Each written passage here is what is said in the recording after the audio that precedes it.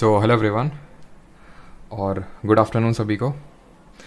उम्मीद करते हैं सभी लोग अच्छे होंगे और मेरी वॉइस प्रॉपर तरीके से आ रही होगी, सारी चीज़ें क्लियर होंगी।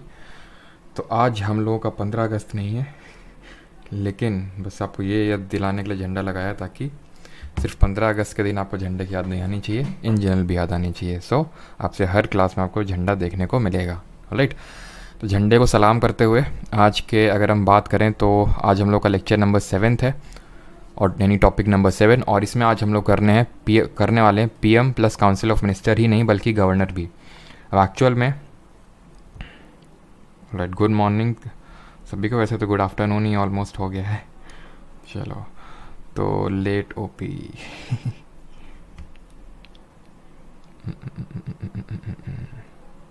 ये लेट ओपी क्या लगा रखा है? हाँ, ये गवर्नर की वजह से लेट हुआ है तुम्हारे। मेरे को मत बोलो, इस राज्यपाल को बोलो, सत्यपाल मलिक। ठीक है, गवर्नर को क्यों? क्योंकि पहले यही मैंने डिसाइड किया था कि पीएम और काउंसिल ऑफ मिनिस्टर रखूंगा, लेकिन फिर मैंने सोचा कि क्यों एक लेक्चर वेस्ट किया जाए गवर्नर के लिए, जबकि गवर्नर को सिर्फ 5 मिनट में ही ख़त्म किया जा सकता है। जी हाँ दोस्तों, आज आप सीखेंगे कि कैसे गवर्नर को मात्र 5 मिनट में ख़त्म किया जा सकता है। विद आर्टिकल सब कुछ आपको याद आ जाएगा। ठीक है, और यही नहीं, अभी और सुनिए कि प्राइम मिनिस्टर के साथ आपको आज चीफ मिनिस्टर भी सारा याद हो जाएगा, और सेंट्रल काउंसिल ऑफ मिनिस्टर्स के साथ साथ आपको state council of minister, that is PM plus council of minister के साथ साथ आपको CM plus council of minister भी आपका इस लेक्चर में कवर हो जाएगा। और कल किया था प्रेसिडेंट, उसी तरह ही इस लेक्चर में आज आपका गवर्नर यानी कि राज्यपाल भी ख़त्म हो जाने वाला है। ठीक है, किस तरह से होगा वो देखेंगे, बट यहाँ पे मैं आपको बता दूँ पार्ट 5 का तो पार्ट होते हैं पीएम और काउंसिल ऑफ मिनिस्टर, लेकिन जो गवर्नर होता है वो हमारे पार्ट नंबर 6 का पार्ट होता है। ठीक है, पीएम और काउंसिल ऑफ मिनिस्टर ये हम लोग का पार्ट 5 भाग 5 का हिस्सा होता है, लेकिन जो राज्यपाल होता है वो भाग नंबर 6 यानी कि पार्ट नंबर 6 का पार्ट होता है। तो वो सारी चीज़ें हम देखेंगे, बट स्टार्ट करते हैं हमारा पीएम और काउंसिल ऑफ मिनिस्टर। ठीक है, चलिए स्टार्ट करते हैं। अब पीएम और काउंसिल ऑफ मिनिस्टर पढ़ क्यों रहे हैं? क्योंकि इसलिए पढ़ रहे हैं बिकॉज एग्जाम में आता है। तो आर्टिकल नंबर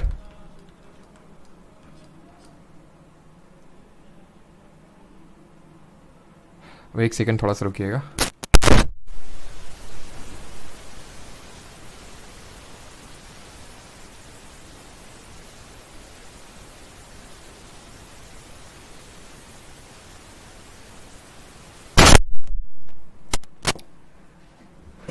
ठीक है, तो आर्टिकल नंबर हम लोगों ने कल क्या देखा था? हम लोगों ने ये पढ़ा था कल कि यूनियन एग्जीक्यूटिव होता है हमारा एक। ठीक है, संघ की कार्यपालिका होती है, यूनियन का एग्जीक्यूटिव होता है। और यूनियन के एग्जीक्यूटिव की अगर बात करें तो ये जाता है आपका आर्टिकल नंबर 52 से लेके 78 तक। राइट, तो 52 से हमारा क्या था? 52 बोलता है तो there shall be a president of India, Bharat का राष्ट्रपति होना चाहिए। तो 52 से हमारा स्टार्ट हुआ था प्रेसिडेंट के बारे में, और कहाँ तक गया था? 52 से लेके हम लोगों ने कल देख लिया था 73 आर्टिकल तक देख लिया था। तो आज हमें स्टार्ट करना है आर्टिकल नंबर 74 से, बट डायरेक्टली स्टार्ट नहीं करते हैं, थोड़ा सा समझते हैं कि आज कल हम पढ़ क्यों रहे हैं पीएम और काउंसिल ऑफ मिनिस्टर के बारे में। तो इसलिए पढ़ रहे हैं बिकॉज पीएम आपको पता है, प्राइम मिनिस्टर मतलब पॉलिटिक्स, पॉलिटिक्स मतलब पावर। तो प्राइम मिनिस्टर जो है ये सारे काम खुद नहीं करता है। ठीक है, प्राइम मिनिस्टर को हम बोलते हैं बहुत पावर है, लेकिन अपने सारे काम खुद तो करता नहीं है। इसने अपने जो एक तरह से जो काम है उसको दे रखा है अपने डिफरेंट मिनिस्टर्स को, जिनको हम बोलते हैं काउंसिल ऑफ मिनिस्टर्स, जिन्होंने डिफरेंट तरह के पोर्टफोलियो होल्ड करके रखे हैं। ठीक है, अब हमारे आपने काफ़ी सारे मिनिस्टर सुने होंगे, जैसे आपने सुना होगा कैबिनेट मिनिस्टर सुना होगा। ठीक है, कैबिनेट मिनिस्टर आपने सुना होगा, और ये चीज़ आपको समझना बहुत इंपॉर्टेंट है। अगर आप ये समझ गए, जैसे कि आपने प्रेसिडेंट कल समझ गए थे, तो आपको गवर्नर एकदम चुटकियों में भी 5 मिनट के अंदर आपका पूरा खत्म कर दूंगा मैं। अगर आप PM plus council of minister समझ गए तो CM plus council of minister भी एकदम चुटकियों में खत्म हो जाएगा। तो कैबिनेट मिनिस्टर आपने सुना होगा, आपने डिप्टी मिनिस्टर सुना होगा, कैबिनेट तो ज़रूर सुना होगा सभी ने। डिप्टी मिनिस्टर्स होते हैं हमारे कुछ, और स्टेट मिनिस्टर्स होते हैं। स्टेट मतलब minister of state, union minister के तहत ही हमारा एक होता है मिनिस्टर ऑफ स्टेट। तो ये जो क्लासिफिकेशन है, पहली बात तो बता दूं, ये classification nowhere mentioned in the constitution, nowhere mentioned in the constitution. अब जल्दी से आर्टिकल में उछल के जल्दी से हम जंप मारते हैं आर्टिकल में और वहाँ से चीज़ें क्लियर करते हैं। तो सबसे पहले जो हमें आर्टिकल आज कवर करना है दैट इज़ आर्टिकल नंबर 74 अनुच्छेद नंबर 74। जो इसमें चीज़ें लिखी हुई लंबी लंबी लाइनें, इसको देख के भयभीत मत होइएगा, बहुत ही आसान है। आर्टिकल 74 ये बोलता है There shall be a council of minister with the prime minister at the head to aid and advise the president, who shall in the exercise of his function act in accordance with such advice।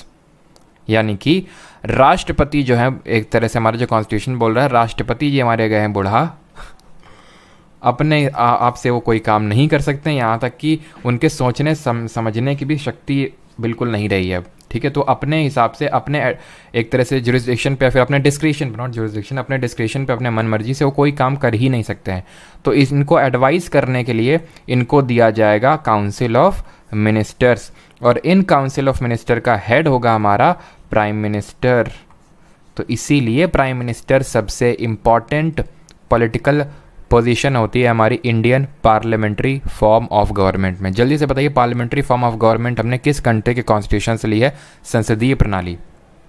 ठीक है, parliamentary form of government. इसीलिए कुछ जो हमारे political scientist हम बोल सकते हैं, वो ये बोलते हैं parliamentary form of government is like prime ministerial form of government. दो तरह की फॉर्म ऑफ गवर्नमेंट होती है, एक पार्लियामेंट्री होती है और दूसरी होती है प्रेसिडेंशियल।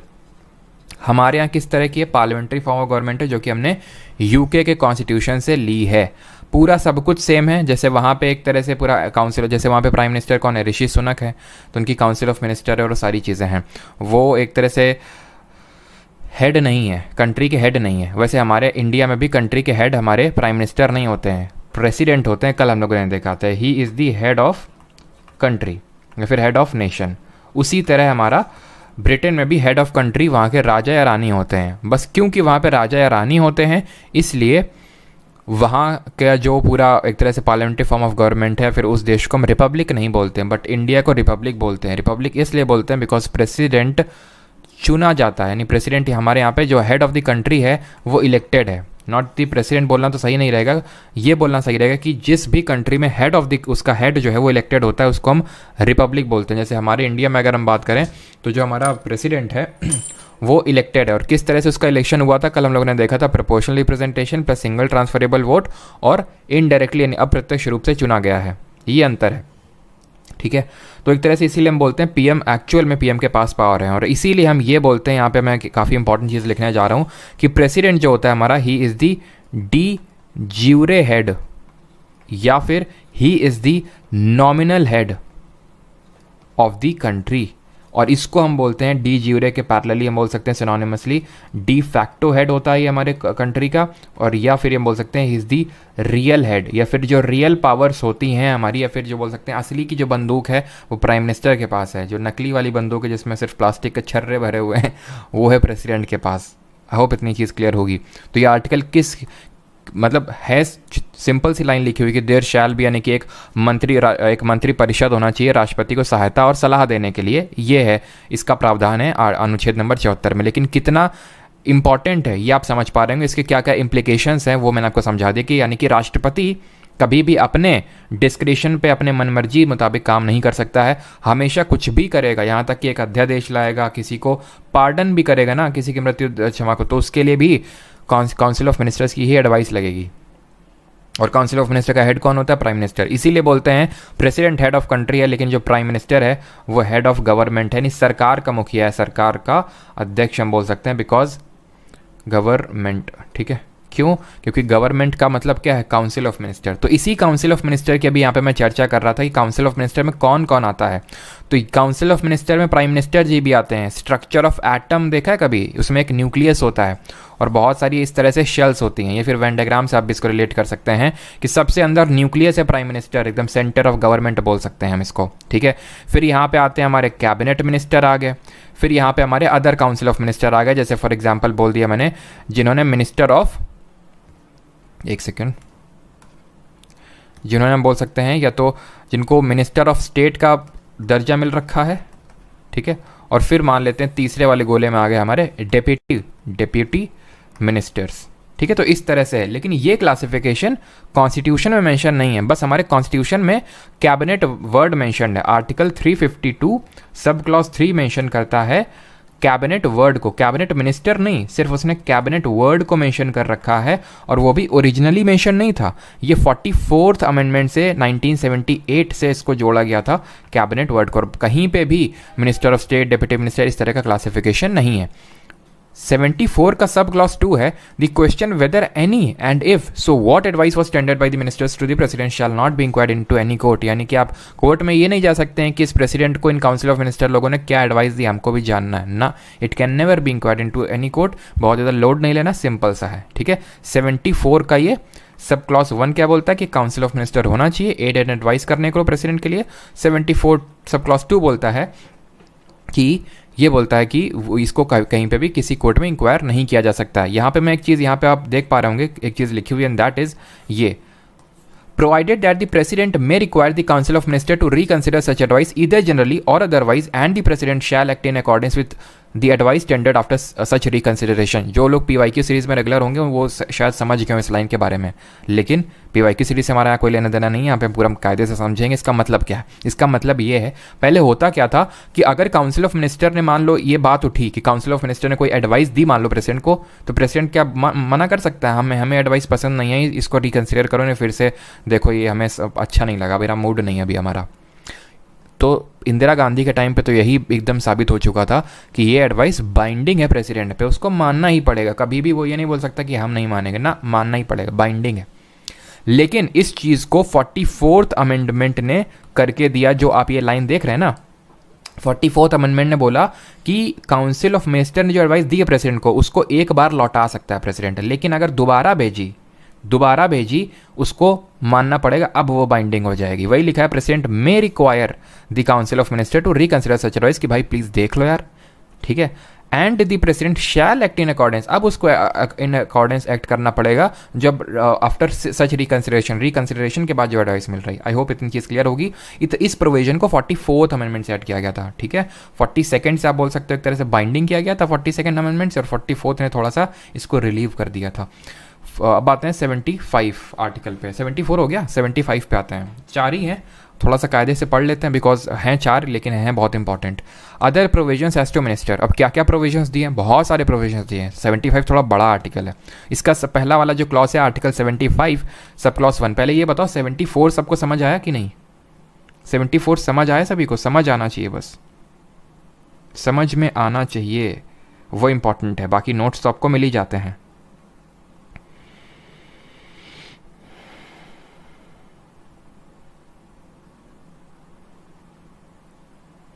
सो डाउट्स कैसे पूछें? डाउट्स के लिए रिया अभी मैं एक प्लान कर रहा हूँ कुछ, ठीक है। सारी चीज़ें होंगी वही ना, धीरे धीरे एकदम से अगर मैं ग्रुप खोल दूंगा ना तो आप ही बोलोगे कि ग्रुप प्लीज़ सर बंद कर दो, और या फिर ग्रुप से खुद ही निकल भागोगे, क्योंकि इतना ज़्यादा हैवॉक क्रिएट हो जाएगा। मुझे पता है, क्योंकि कुछ लोग हैं जो वो केओस क्रिएट कर देंगे ग्रुप में। चलो तो अभी आते हैं 75 आर्टिकल पे। इसका 75 सब क्लॉज 1 बोलता था prime minister shall be appointed by the president and the other minister shall be appointed by the president on the advice of prime minister. ये सिर्फ अपॉइंटमेंट की बात करता है, अपॉइंटिंग अथॉरिटी की बात करता है। यहाँ पे हमारी यहाँ क्या पूरे संविधान में कहीं पे भी नहीं लिखा कि किस एक तरह से उसको बनाया जाएगा, मतलब क्या प्रोसीजर होगा प्राइम मिनिस्टर को अपॉइंट करने का। यहाँ पे सिर्फ इतना लिखा हुआ है कि प्रधानमंत्री को शैल be appointed by the president, राष्ट्रपति अपॉइंट करेगा, और जो बाकी मिनिस्टर्स हैं उनको प्रेसिडेंट ही अपॉइंट करेगा, लेकिन प्रधानमंत्री की सलाह पे। तो बात यहाँ पे ये आती है कि क्या प्रेसिडेंट का जिसका मन आएगा उसको प्राइम मिनिस्टर बना देगा क्या? क्योंकि यहाँ पे तो लिखा है क्योंकि कहीं प्रोसीजर तो लिखा नहीं हुआ है। और प्राइम मिनिस्टर प्रेसिडेंट अपॉइंट करता है प्राइम मिनिस्टर को, और जो बाकी जो मंत्री परिषद है काउंसिल ऑफ मिनिस्टर हैं। और एक चीज़ को ध्यान रखना, प्राइम मिनिस्टर खुद एक काउंसिल ऑफ मिनिस्टर का ही पार्ट होता है, उसका अभिन्न हिस्सा है काउंसिल ऑफ मिनिस्टर का। तो बात ये आती है कि क्या किसी को भी प्राइम मिनिस्टर अपॉइंट कर सकता है? तो ये बात बिल्कुल गलत है कि किसी को प्राइम मिनिस्टर अपॉइंट कर देगा। वो उसी को करेगा जो पार्टी लोकसभा इलेक्शंस में मेजॉरिटी लेके आएगी। जो भी पार्टी मेजॉरिटी में होगी उसके लीडर को अपॉइंट किया जाएगा as prime minister. For example, अगर कोई पार्टी मेजॉरिटी में नहीं आ पाती है, कोई पार्टी मेजॉरिटी में नहीं आ पाती है, यानी कि फॉर एग्जाम्पल जैसे कि 543 सीट्स हैं, इसका मेजॉरिटी निकालो कितना होगा, बाई 2+1। तो निकाल लेते हैं। यानी 272 सीट अगर मान लो कि एक पार्टी को किसी को नहीं मिली तो क्या होगा? तो फिर क्या होगा कि प्रेसिडेंट हमारे अपना थोड़ा सा डिस्क्रिशन को यूज़ करेंगे, जो कि कॉन्स्टिट्यूशन में कहीं भी मेंशन नहीं है। वो ये बोलेंगे कि भाई कुछ लोग आपस में कोलिशन बना लो, जो कि बना लेते हैं। अब ऐसा तो है नहीं कि प्रेसिडेंट को बोलना पड़ेगा कि आप कोलिशन बना लो, अरे वो तो सब आतुर बैठे हैं कि हमारी सरकार बन जाए। तो जो भी बड़ा कोलिशन लगेगा प्रेसिडेंट को, तो उनसे बोलेगा कि आओ, और 1 महीने के अंदर, ठीक है, उनके लीडर को प्राइम मिनिस्टर बना देगा कि ठीक है लो तुम प्राइम मिनिस्टर बन गए, अब 1 महीने के अंदर तुम अपना कॉन्फिडेंस प्रूव करो लोकसभा में। कॉन्फिडेंस मतलब बहुमत दिखाओ हमको कि हाँ तुम्हारे पास नंबर है, और नहीं दिखा पाए तो तुम भी जाओ यहाँ से।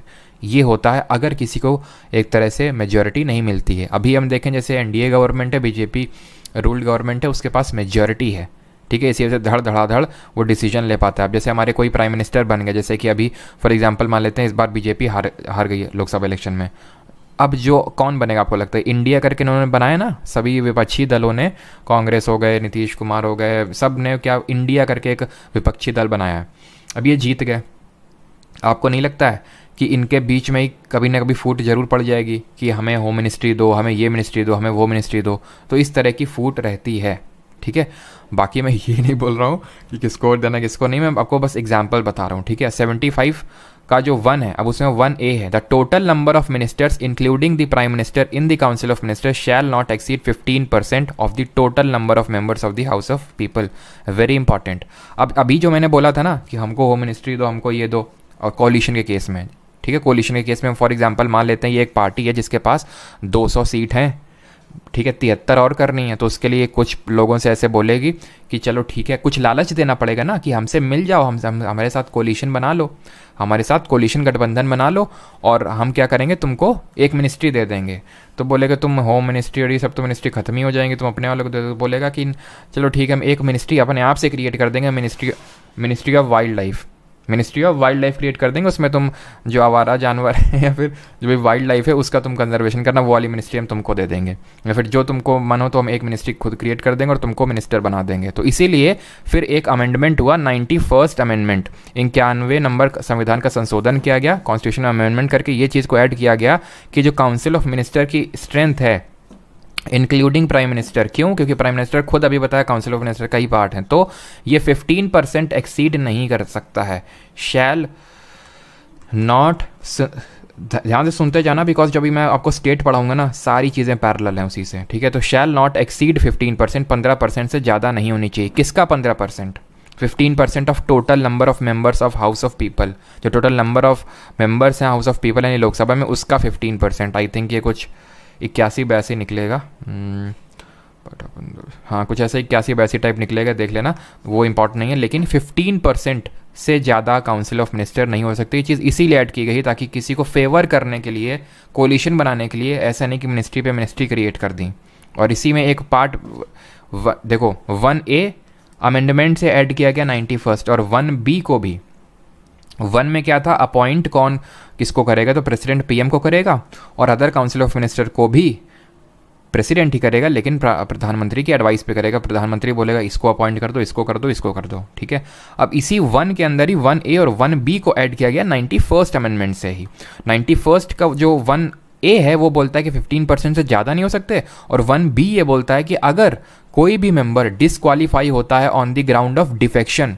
10th शेड्यूल पढ़े थे 10वीं अनुसूची, इसको किस अमेंडमेंट से ऐड किया गया था, जल्दी से कमेंट में बताइए। तो ये किसकी बात कर रहा था, दल बदल विरोधी कानून के बारे में, जिसके बारे में कल पार्लियामेंट चैप्टर होगा, वहाँ पे हम कायदे से देखेंगे। तो दल बदल का मतलब है कि किसी अगर पार्टी के मेंबर ने, वो हम पूरा डिटेल में कल ही देखेंगे, आज तो बस शॉर्ट में मैं बता रहा हूँ। डिफेक्शन का मतलब है दल बदल।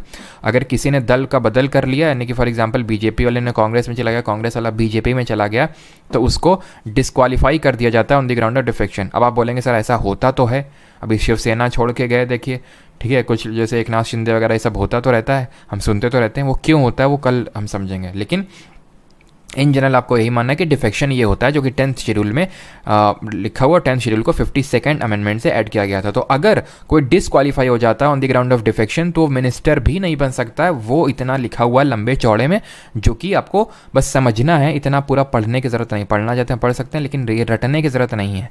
जो नोट्स बनाएंगे उसमें बस आपको शॉर्ट में लिखना है इस चीज़ को, जो भी नोट्स बनाएंगे, ठीक है, जो आपके नोट्स बना रहे हो शॉर्ट में लिखेंगे कि any member who is disqualified on the ground of defection shall also be disqualified to be appointed as minister. Simple, पूरा लंबा चौड़ा आपको नहीं लिखना है, ठीक है। अब आते हैं आर्टिकल 75 के अदर प्रोविजंस पे। अभी 75 1 ही देखे हैं और 1A और 1B 91st अमेंडमेंट से जोड़े गए, ठीक है। अब आते हैं other provision as to minister. 75 sub clause 2 ये बोलता है the minister shall hold office during the pleasure of the president, यानी कि जो मिनिस्टर्स होते हैं इंक्लूडिंग प्राइम मिनिस्टर वो राष्ट्रपति के प्रसाद पर्यंत पद धारण करते हैं। ये है हमारा, ये एक तरह से इनडायरेक्टली बोलता है इंडिविजुअल, यानी कि council of ministers are individually responsible to president, ठीक। अभी मुझे एक और बताने दो 75 थर्ड, इसके बाद मैं तुम्हें समझाऊंगा अच्छे से। The council of ministers shall be collectively responsible to the house of people, यानी कि जो मंत्री परिषद है इंक्लूडिंग प्राइम मिनिस्टर ये कलेक्टिवली रिस्पॉन्सिबल है हाउस ऑफ पीपल ने, लोकसभा को। तो आपने एक चीज समझी कि इंडिविजुअली रिस्पॉन्सिबल है टू दी प्रेसिडेंट और कलेक्टिवली रिस्पॉन्सिबल है to the house of people, Lok Sabha. इसका थोड़ा सा मतलब समझ लो।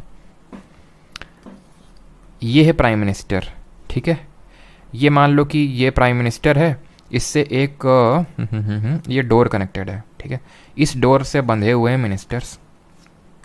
मान लेते हैं कैबिनेट मिनिस्टर हैं, फिर नीचे हमारे और मिनिस्टर हैं जैसे कि मिनिस्टर ऑफ स्टेट हो गए, डिप्टी मिनिस्टर हो गए, इस तरह से ये मिनिस्टर बंधे हुए हैं, ठीक है। बाकी डोरों से मिनिस्टर बंधे हुए हैं। अब मैं तुमसे बोलूँ, ठीक है, अब मैं तुमसे बोलूँ कि हवा में लटके हुए या फिर प्राइम मिनिस्टर ने एकदम जहाज में या फिर एकदम लटका हुआ, एकदम पकड़ के हमारे मोदी एकदम लटके हुए हैं, ठीक है, सबके साथ, ठीक। ये डोर टूट गई तो क्या होगा? सबकी डोर टूट जाएंगी क्या? नहीं। ये डोर टूट गई तो सबकी डोर टूट जाएंगी क्या? नहीं टूटेगी ना। लेकिन अगर ये डोर टूट गई तो, ये डोर अगर टूट गई या फिर ऊपर वाली हम बोलते हैं कि प्राइम प्रधानमंत्री वाली डोर टूट गई तो ये सब नीचे गिर जाएंगे, सब मारे जाएंगे।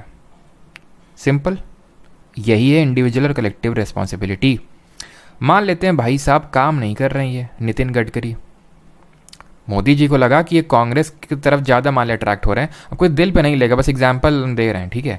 तो अगर मान लेते हैं लगा कि गडकरी जी बहुत ज़्यादा कांग्रेस के साथ क्लोज रिलेशनशिप रख रहे हैं तो प्रेसिडेंट से बोलेंगे कि इनको हटा दो, ये काम नहीं कर रहे हैं।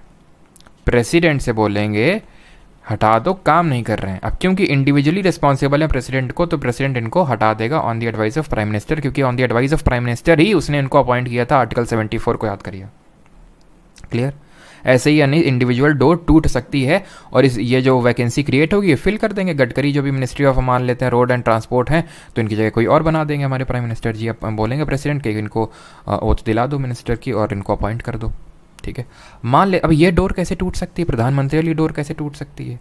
ये डोर ऐसे टूट सकती है कि प्रधानमंत्री मान लें कि रिज़ाइन कर दी है, जो कि बहुत ही कम ही करते हैं, या प्रधानमंत्री की डेथ हो गई, ठीक है। इस केस में क्या होगा? ये डोर टूट जाएगी और काउंसिल ऑफ मिनिस्टर डिसॉल्व हो जाएगा, सब खत्म हो जाएगा। तो आपने यहाँ से एक चीज़, दो चीज़ सीखी। पहली चीज़ तो ये है कि अगर काउंसिल ऑफ मिनिस्टर रिज़ाइन करता है, उसकी डेथ हो जाती है या फिर उसको रिमूव किया जाता है तो क्या होता है? सिर्फ दुख होता है। अगर मान लेते हैं कि काउंसिल ऑफ मिनिस्टर की किसी की डेथ हो गई तो क्या होगा? दुख होगा बस। प्रधानमंत्री की डेथ हो गई तो काउंसिल ऑफ मिनिस्टर डिसॉल्व हो जाएगी, दुख तो हो गई, डिसॉल्व भी हो जाएगी। तो यहाँ से अगर एक काउंसिल ऑफ मिनिस्टर तो रिज़ाइन कर दे, डेथ हो जाए और या फिर रिमूव कर दिया जाए तो उस केस में सिर्फ एक वैकेंसी क्रिएट होती है। लेकिन अगर प्रधानमंत्री के साथ ये चीज़ें हो जाएं, ठीक है, तो फिर क्या होता है? Entire council of minister dissolves. और जब ये मैं डिसॉल्व बोलता हूँ ना, तो क्या है डिसॉल्व का मतलब है भंग हो जाना, यानी कि सब मर जाएंगे, ऐसे समझ लो। अब मंत्री रहे ही नहीं, अब फिर से एक नई काउंसिल ऑफ मिनिस्टर बनेगी तो बात ये आती है क्या फिर से चुनाव होंगे? क्या चुनाव की ज़रूरत नहीं है। मान लेते हैं डेथ हो गई है, ठीक है, मान लेते हैं कि डेथ हो गई है इनकी या फिर उन्होंने रिज़ाइन दे दिया, कुछ ऐसा हो गया है।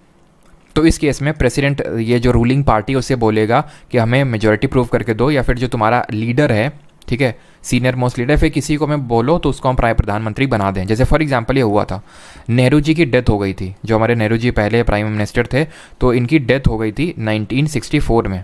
हुआ क्या? उस समय इस पार्टी के, कांग्रेस के जो सीनियर मोस्ट मेंबर थे उनको जल्दी से बना दिया गया प्राइम मिनिस्टर। क्यों जल्दी से बनाया गया? बिकॉज प्रेसिडेंट, जैसे प्रेसिडेंट की पोजीशन खाली नहीं रह सकती, उसी तरह इनको एडवाइस देने के लिए जो काउंसिल ऑफ मिनिस्टर हैं वो हमेशा रहने चाहिए, क्योंकि अपने अपने मन मुताबिक अपने डिस्क्रिप्शन पे कभी भी काम नहीं कर सकते हैं, हमेशा advice of council of minister पर ही काम करते हैं, इसलिए वो भी कभी खाली नहीं रह सकता। और इसीलिए हमेशा याद रखना कि अगर लोकसभा डिसॉल्व होती है तो council of minister entirely immediately dismiss नहीं किए जाते हैं। तब तक नहीं किए जाते हैं जब तक नई एक लोकसभा का गठन नहीं हो जाता, नई काउंसिल ऑफ मिनिस्टर नहीं आ जाती। इसके पीछे का लॉजिक ये है कि प्रेसिडेंट काउंसिल ऑफ मिनिस्टर की ही एडवाइस पे काम करेगा। जैसे फॉर एग्जांपल हमारे अगले लोकसभा के इलेक्शंस होंगे तो इनको डिसॉल्व कर दिया जाएगा, जो अभी अभी प्रेजेंट वाले उनको डिसॉल्व कर दिया जाएगा, भंग कर दिया जाएगा, फिर से चुनाव होंगे। लेकिन ऐसा जब तक चुनाव होके अगली वाली नहीं आ जाती तब तक जो प्रेजेंट काउंसिल ऑफ मिनिस्टर है वो एडवाइस करती रहेगी प्रेसिडेंट को। तो नेहरू 1964 में इनकी डेथ हो गई, तो गुलजारी लाल नंदा जी उस समय सबसे सीनियर मोस्ट मेंबर थे, तो इनको बना दिया गया। लेकिन सीनियर मोस्ट थे तो जल्दी से पोजीशन फिल करने के लिए बना दिया गया। लेकिन फिर कांग्रेस पार्टी ने मतलब बोला कि लाल बहादुर शास्त्री जी को बनाया जाए। ये तो सीनियर मोस्ट थे, इसलिए फ्रांस में एक प्रैक्टिस होती है कि सीनियर मोस्ट को उठा के जल्दी से बना दो। तो ये 13 दिन मात्र है, 13 डेज, और लाल बहादुर शास्त्री जो हमारे परमानेंट एक तरह से बन गए। अब फिर इनकी भी डेथ हो गई, लाल बहादुर शास्त्री जी की। इनकी डेथ के बाद अगेन गुलजारी लाल नंदा अगेन फिर से बनाए गए। गुलजारी लाल नंदा फिर से प्राइम मिनिस्टर बनाए गए और फिर से ही 13 दिन के लिए बनाए गए। ठीक है, तो 13 मेरा रिश्ता, ये गाना एक तरह से गुलजारी लाल नंदा गाते हुए और 13 दिन के लिए बने। और इसके बाद फिर से इस बार इंदिरा गांधी को कांग्रेस ने बोल दिया, जो कांग्रेस का मतलब कांग्रेस के जो बाकी मिनिस्टर लोग हैं उन्होंने बोला कि हम इंदिरा गांधी को देखते हैं अपने अगले पीएम के तौर पे। फिर इंदिरा गांधी जी की भी डेथ हुई 1984 में, आपको पता है। तो ज्ञानी जैल सिंह उस समय थे, उनको बनाया गया।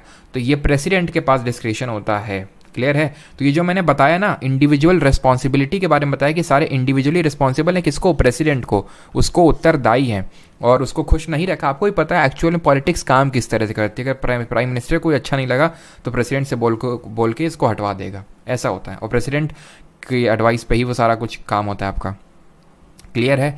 और council of minister collectively responsible है लोकसभा को। इसका मतलब क्या है? इसका मतलब ये है कि लोकसभा में बहुमत चाहिए। अभी कांग्रेस गवर्नमेंट ने नो कॉन्फिडेंस मोशन, जिसके बारे में कल पढ़ेंगे पार्लियामेंट चैप्टर में, अविश्वास प्रस्ताव ले आई।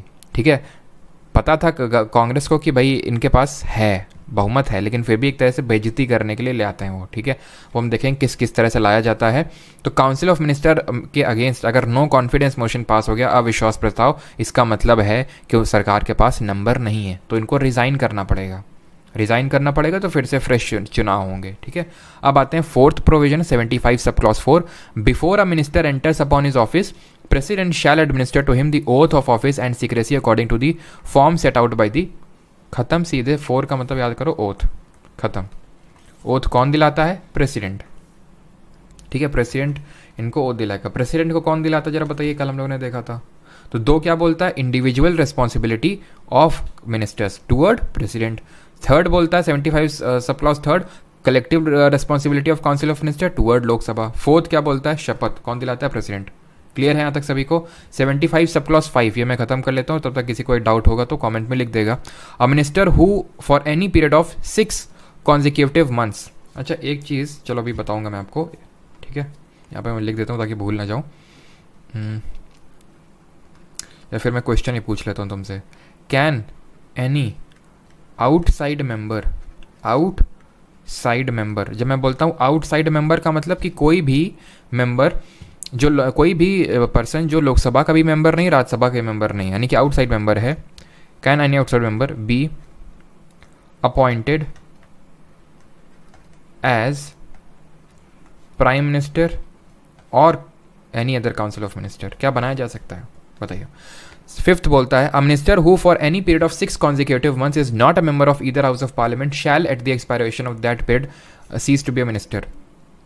यानी कि अगर कोई भी minister who for any period of 6 consecutive months is not a member of either house of parliament, वो मिनिस्टर नहीं बन पाएगा। मतलब वो मिनिस्टर फिर मिनिस्टरशिप उसकी चली जाएगी। जो मैंने क्वेश्चन पूछा ना उसका आंसर है ये, लेकिन तुम अभी भी समझ नहीं पाए हो काफ़ी लोग।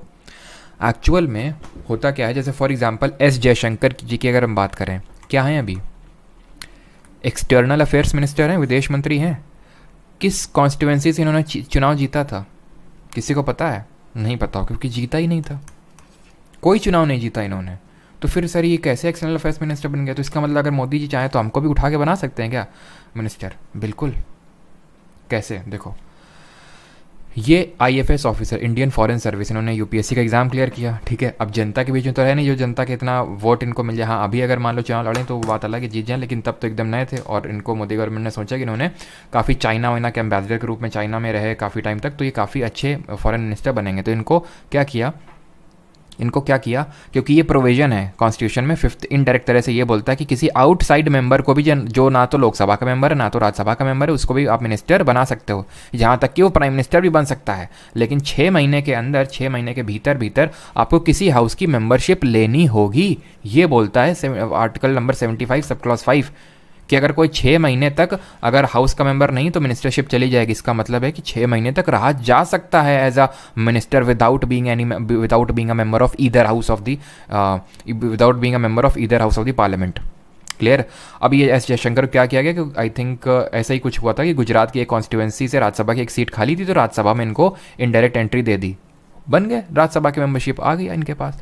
प्राइम मिनिस्टर के साथ भी ऐसा हो सकता है, जैसे प्राइम मिनिस्टर इंदिरा गांधी के साथ ऐसे हुआ था कि वहाँ से दे दिया गया इनको इनडायरेक्ट एक्सेस और वो प्राइम मिनिस्टर बन गई। यानी कि कोई भी देश का प्रधानमंत्री हो सकता है बिना लोकसभा और राज्यसभा का मेंबर हुए बिना भी, लेकिन मैक्सिमम 6 महीने के अंदर किसी हाउस की मेंबरशिप आपको लेनी होगी। और जो हमारा पीएम होता है can be a member, PM can be a member of either house of parliament, यानी कि ये लोकसभा का भी मेंबर हो सकता है और राज्यसभा का भी मेंबर हो सकता है। फॉर एग्जांपल अगर मैं आपको बताऊं तो जैसे हमारे इंदिरा गांधी जी, वैसे जनरली लोकसभा के ही होते हैं, जो भी हमारे प्राइम मिनिस्टर होते हैं जनरली लोकसभा के होते हैं, बट इंदिरा गांधी हमारी हो गई, एच.डी. देवे गौड़ा हो गए, ठीक है। और मनमोहन सिंह, अभी तक सिर्फ 3 ही प्रधानमंत्री हुए हैं जो राज्यसभा के मेंबर थे, बाकी सब अभी तक लोकसभा के ही थे, ये राज्यसभा के।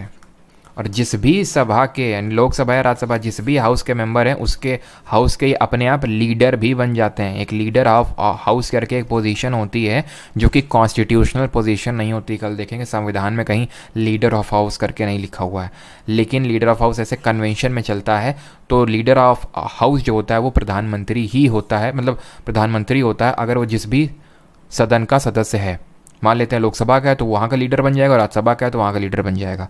सर अगर मान लेते हो लोकसभा का है तो वहाँ का लीडर बन जाएगा, तो राज्यसभा में कौन लीडर होगा? जिसको भी प्रधानमंत्री बोलेगा कि ये लीडर होगा वहाँ का।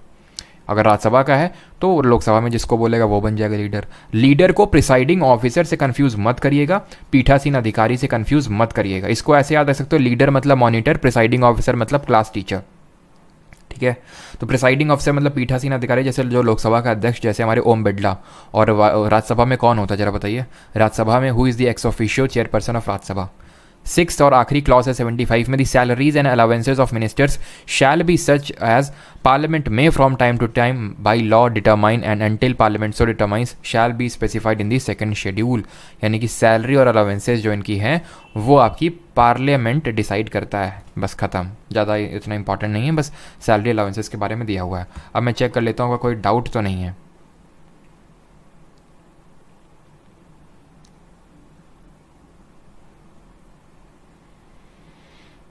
Vice president, I feel you are a supporter of India Congress. बिल्कुल नहीं, कुछ लोग मुझे बीजेपी का सपोर्टर बोलते हैं, कुछ लोग कांग्रेस का, तो मुझे न्यूट्रलाइज करना पड़ता है। जैसे तुमने कांग्रेस का बोल दिया तो मैं थोड़ा बीजेपी के पक्ष में बोलूँगा, फिर तुम बीजेपी के पक्ष बोलोगे तो मैं कांग्रेस के, क्योंकि मैं न्यूट्रल हूँ, ठीक है।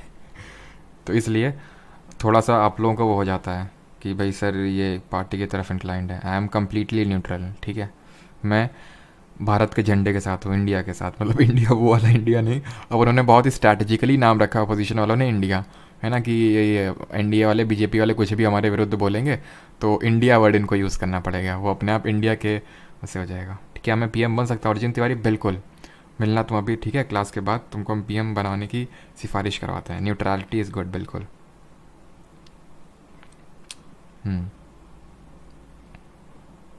एक बार रिवाइज करवा दो, चलो रिवाइज करवा देते हैं जल्दी से। 74 में क्या देखा कि एक मंत्रिपरिषद होना चाहिए हेडेड बाई प्राइम मिनिस्टर, यानी कि एक तरह से बोल दिया कि सरकार का मुखिया है जो कि एडवाइस करेगा प्रेसिडेंट को, और प्रेसिडेंट पे वो एडवाइस बाइंडिंग होगी सेकेंड इंस्टेंस पे, यानी फर्स्ट इंस्टेंस पे अगर वो बोल सकता है कि लौटा सकता है एडवाइस को, लेकिन अगर फिर से रिकन्सिडर्ड एडवाइस प्रेसिडेंट को जो मिलेगी वो बाइंडिंग है उस पर, 44th अमेंडमेंट।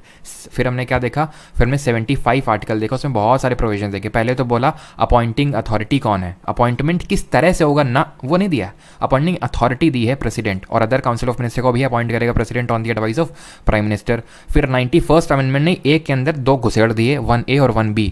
1A ने बोला कि 15% से ज़्यादा काउंसिल ऑफ मिनिस्टर नहीं हो सकते हैं, ठीक है। किसका 15%? किसका? लोकसभा का, lower house of the session. 1B ने बोला कि अगर कोई 10th शेड्यूल के तहत यानी डिफेक्शन के तहत डिस्क्वालीफाई होता है तो मिनिस्टर भी नहीं बन सकता है। फिर सब क्लॉज 2 ने बोला 75 के कि इंडिविजुअल रिस्पॉन्सिबिलिटी। 3 ने बोला कलेक्टिव रिस्पॉन्सिबिलिटी। कीवर्ड याद रखिए, इसीलिए तो तुमको समझाया है कि जब इंडिविजुअल रिस्पॉन्सिबिलिटी आएगा ये मिनिस्टर होल्ड करते हैं till the pleasure of president. और इसका मतलब समझ लो, प्लेजर का मतलब क्या होता है? प्लेजर का मतलब कौन सा ऐसा प्लेजर देते हैं भाई ये मिनिस्टर लोग, ऐसा कौन सा प्लेजर प्रेसिडेंट को देते हैं, कौन सा प्रसाद ऐसा देना पड़ता है? तो प्लेजर जो है कहीं भी डिफाइंड नहीं है कॉन्स्टिट्यूशन में, यानी किसी भी तरह का प्लेजर हो सकता है, किसी भी तरह का प्लेजर वो हो सकता है। अब मैं आपको एक चीज़ बताता हूँ, देखो तुम कॉन्स्टिट्यूशन बहुत जगह देखोगे pleasure of president, pleasure of president, governor के साथ भी देखोगे, अटॉर्नी जनरल के साथ भी देखोगे। मतलब क्या होता है प्लेजर का? तो बस ऐसे समझ लो, जहाँ पे भी किसी भी कॉन्स्टिट्यूशनल पोजीशन का रिमूवल का प्रोसीजर नहीं दिया होता है वहाँ पे प्लेजर ऑफ प्रेसिडेंट डाल दिया जाता है। गवर्नर का है क्या, किस तरह से हटाया जाएगा? नहीं है।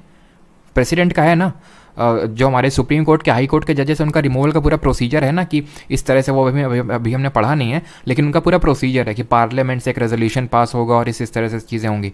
वाइस प्रेसिडेंट भी में भी हम लोगों ने कल देखा था। जरा ये बताइए वाइस प्रेसिडेंट को कौन हटा सकता है? ठीक है, तो उसमें प्रोसीजर मेंशन्ड है। तो वहाँ क्या लिखा हुआ है कि vice president serves until the pleasure of president? नहीं। अब इनका क्या कुछ लिखा हुआ है आपको पता है? कहीं कौन सा आर्टिकल है जो बोलता है कि प्रधानमंत्री को इस तरह से हटाया जाएगा? नहीं लिखा हुआ कहीं पे भी। काउंसिल ऑफ मिनिस्टर को नहीं लिखा हुआ, इसलिए प्लेजर ऑफ प्रेसिडेंट। लेकिन इसका मतलब ये भी नहीं जब मनाया हटा दिया। क्यों? क्योंकि थर्ड भी पढ़ लो जरा, थर्ड क्या बोल रहा है कि काउंसिल ऑफ मिनिस्टर को तब तक नहीं हटाया जा सकता जब तक वो हाउस ऑफ पीपल यानी लोकसभा की मेजॉरिटी को एंजॉय करते हैं, उसके कॉन्फिडेंस को एंजॉय करते हैं, यानी वहाँ पे उनका बहुमत है तब तक। ये जो है ना आर्टिकल, ये लिमिट कर देता है प्रेसिडेंट के हाथों की, कि उसका मन है उसको नहीं, जब मन है तब उसको किसी को हटा दिया। ठीक है, और हमारे वाइस प्रेसिडेंट को कौन हटा सकता है? तो हमने कैसे देखा था, ऑल एमपीज़ किस तरह से हटाते हैं? राज्यसभा में रेजोल्यूशन इनिशिएट होगा, बाई इफेक्टिव मेजोरिटी पास होगा, और बस agreed two by the simple majority by the Lok Sabha, बस लोकसभा एग्री कर ले। ठीक है, अब आगे बढ़ते हैं। 76 नहीं पढ़ेंगे यहाँ पे, क्योंकि 76 अटॉर्नी जनरल की बात करता है। इसको हम कॉन्स्टिट्यूशनल बॉडीज़ करके हम लोग लेक्चर करेंगे। वहाँ पे attorney general, CAG, finance commission, election commission of India, UPSC, state PSC, सबको एक साथ देखेंगे। यहाँ पे नहीं देखना है इसको। ठीक है, आते हैं आर्टिकल नंबर 77। बहुत ही आसान सा है, बस इस लाइन को याद करना है, बाकी को नहीं।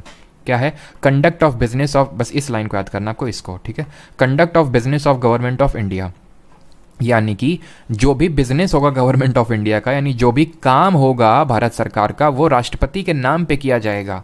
करेगा प्रधानमंत्री और मंत्री परिषद, लेकिन किसके नाम पे होगा? कि कोई भी अगर रूल मान लेते आया तो वो राष्ट्रपति के नाम पे आएगा, कि राष्ट्रपति जी ने बोला है। जैसे कि फॉर एग्जांपल आपके घर में मीटिंग होती है कि भाई ये होना चाहिए, इनको न्योता देना है, इनको न्योता नहीं देना है। ठीक है, तो जब न्योता दिया जाता है तो अब ऐसे समझ लो कि ये बोला जाता है कि हमारे घर का जो बड़ा बुजुर्ग होता है उसके नाम पे न्योता दिया जाता है, उसका नाम सबसे ऊपर रखा जाता है। एक्चुअल में आपके डिसीजन कौन लेते होंगे आपके घर में? हो सकता है आप लेते हो, आपके जो फादर हों वो लेते हों। ठीक है, लेकिन किसका नाम चलता है? आपके बाबा जी का नाम, दादाजी का नाम चलता है ना। जो घर में सबसे बड़ा बुजुर्ग होता है उसके नाम पे सारे काम किए जाते हैं, चाहे भले वो सारा काम ना कर रहा हो, लेकिन उसके नाम पे किए जाते हैं। बस वही है 77। All executive action of the government of India shall be express to be taken in the name of president. याद करिए आर्टिकल नंबर 53 जो क्या बोल रहा था? आर्टिकल 53 बोल रहा था कि president is the head of the union executive. यही तो हम लोगों ने देखा था कि एग्जीक्यूटिव पावर जो होती है यूनियन की, शैल वेस्ट इन दी प्रेसिडेंट, वो एक कार्यपालिका का अध्यक्ष होता है। तो इसीलिए जितना भी एग्जीक्यूटिव एक्शन होगा, कार्यपालिका कार्य करेगी, वो राष्ट्रपति के नाम पे होगा काम। वही सेकंड भी, order and other instrument made and executed in the name of president shall be authenticated in such manner as specified in rule 1। ये फलाना डिमका सब कुछ लिखा है, वो जो आपको पढ़ने की जरूरत नहीं है। नहीं, जो भी ऑर्डर या फिर कुछ भी ऑर्डर वगैरह दिया जाएगा वो राष्ट्रपति के नाम पे ही दिया जाएगा। ठीक है, और 77 इसी के तहत 77 का ये 1, 2 और 3 है। The president shell make rules for the more convenient transaction of the business of government of India and for the allocation among minister of the set business, यानी कि किस तरह से जो हमारे काउंसिल ऑफ मिनिस्टर है किसको किस तरह से काम एलोकेट करना है उसको लेकर राष्ट्रपति रूल बना सकता है। ये 77 में है। बस घुमा फिरा के 77 में ये याद रखना है कि राष्ट्रपति के नाम पे सारे काम होते हैं, एग्जीक्यूटिव एक्शन जितने भी होते हैं they are carried in the name of president. ठीक है, और ये थोड़ा सा देख लो, मैंने इसलिए यहाँ पे लिख रखा है एग्जैक्ट जो कॉन्स्टिट्यूशन की वर्डिंग्स हैं वो यहाँ पे मैंने लगा रखी कि अगर बाई चांस इस तरह से आ जाए तो आपको रिकॉल हो जाए कि हाँ इस आर्टिकल में हम लोगों ने पढ़ा था। अब आ जाते हैं आखिरी आर्टिकल पे जो बात करता है, आर्टिकल नंबर 78 किसकी करता है वो देखेंगे, और उसके बाद हम पैरेलली अभी देखने वाले हैं सीएम और काउंसिल ऑफ मिनिस्टर। बस इसको देखिए और फिर 2 मिनट के अंदर उसको भी खत्म कर देंगे, 2 मिनट में। 78 duties of prime minister as respects to the furnishing of information to the president, यानी कि इट शैल बी, यानी कि सिंपल इसमें ड्यूटीज ऑफ प्राइम मिनिस्टर दी हुई हैं। इसमें सिर्फ समराइज करना हो तो ड्यूटीज ऑफ प्राइम मिनिस्टर दी हुई हैं। ड्यूटीज 8 और टीज ऐसा टाइप साउंड हो रहा है तो इसे आप याद कर सकते हो। तो it shall be the duty of prime minister to communicate to president all decision of council of minister relating to the administration of affairs of union and proposals for legislation. अभी थोड़ा सा पढ़ लेते हैं फिर मैं आपको समराइज कर दूंगा। To furnish such information relating to the administration of affairs of union and proposals for legislation as the president may call for, if the president so inquires to submit the for the consideration of the council of minister any matter on which a decision has been taken by minister but which has not considered by the council.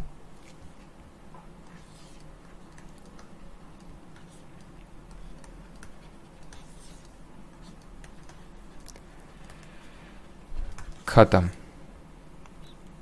100 सुनार की 1 लोहार की।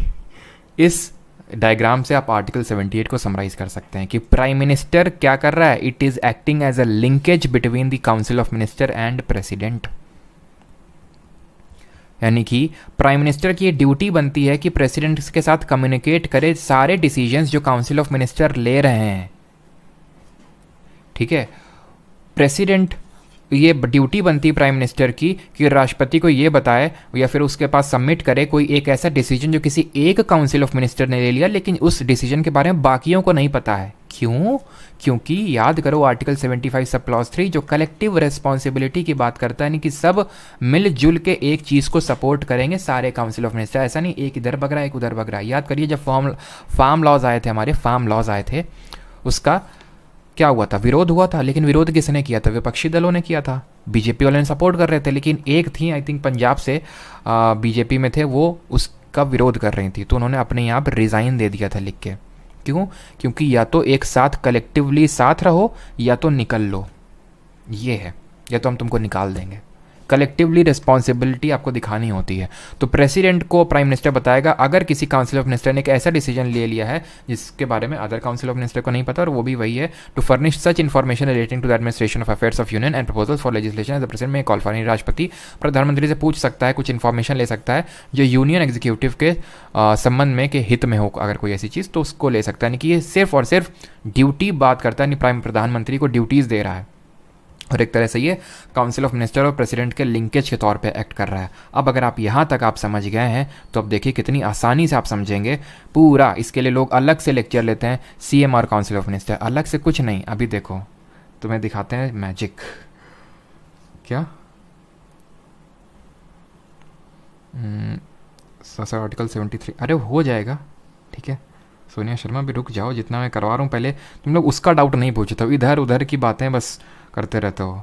हरसिमरत, अच्छा हम, हाँ हरसिमरत कौर थी, हाँ ठीक है। आप ये बताओ कि डाउट तो नहीं है जितना मैंने पढ़ा है उसमें, सारी चीज़ों पे आते हैं। चलो तुम लोग की, कुछ लोगों के 5-6 लोग हैं, उनके अलग ही चलता रहता है कॉन्वर्सेशन कमेंट में, ठीक है।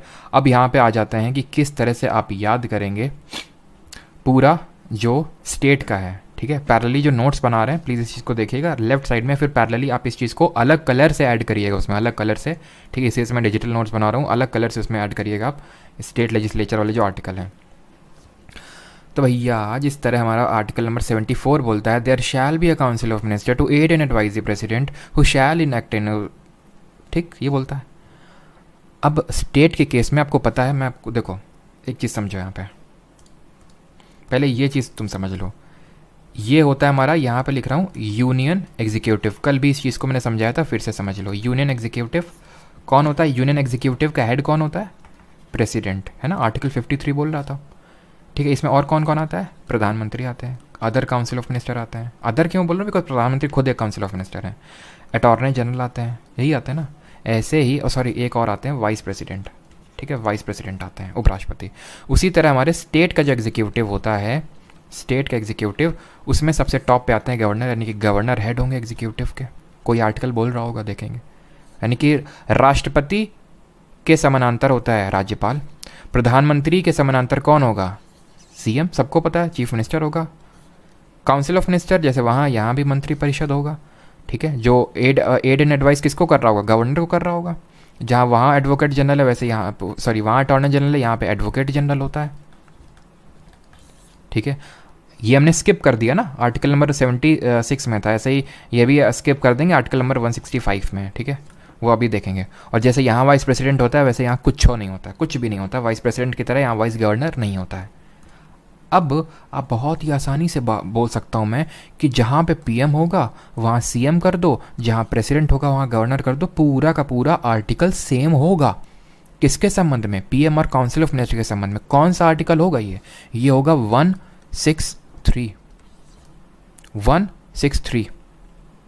ठीक है, अभी याद कैसे करने में, देखो याद ऐसे करना, याद भी देख लो। इसमें एक जोड़ो और एक घटा दो, मतलब इसके आगे एक जोड़ो। जैसे 74 बोलता है, there shall be a council of minister to aid and advise the president who shall act in such accordance, जो भी एडवाइस मिलती है।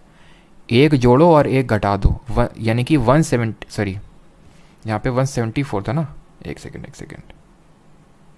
तो यहाँ पे इस तरह से आप समझ सकते हो कि 60s की लाइन में आप समझ सकते हो। जैसे इसमें आपने एक जोड़ा, ठीक है, और इसको 164 कंसिडर कर लो, और इसमें एक घटा दो तो 163 हुआ। तो आपका जो आर्टिकल 163 है वो सेम चीज़ बोलेगा कि there shall be a council of minister with the chief minister at the head to aid and advise the governor who shall in the exercise of his function act in accordance with such advice.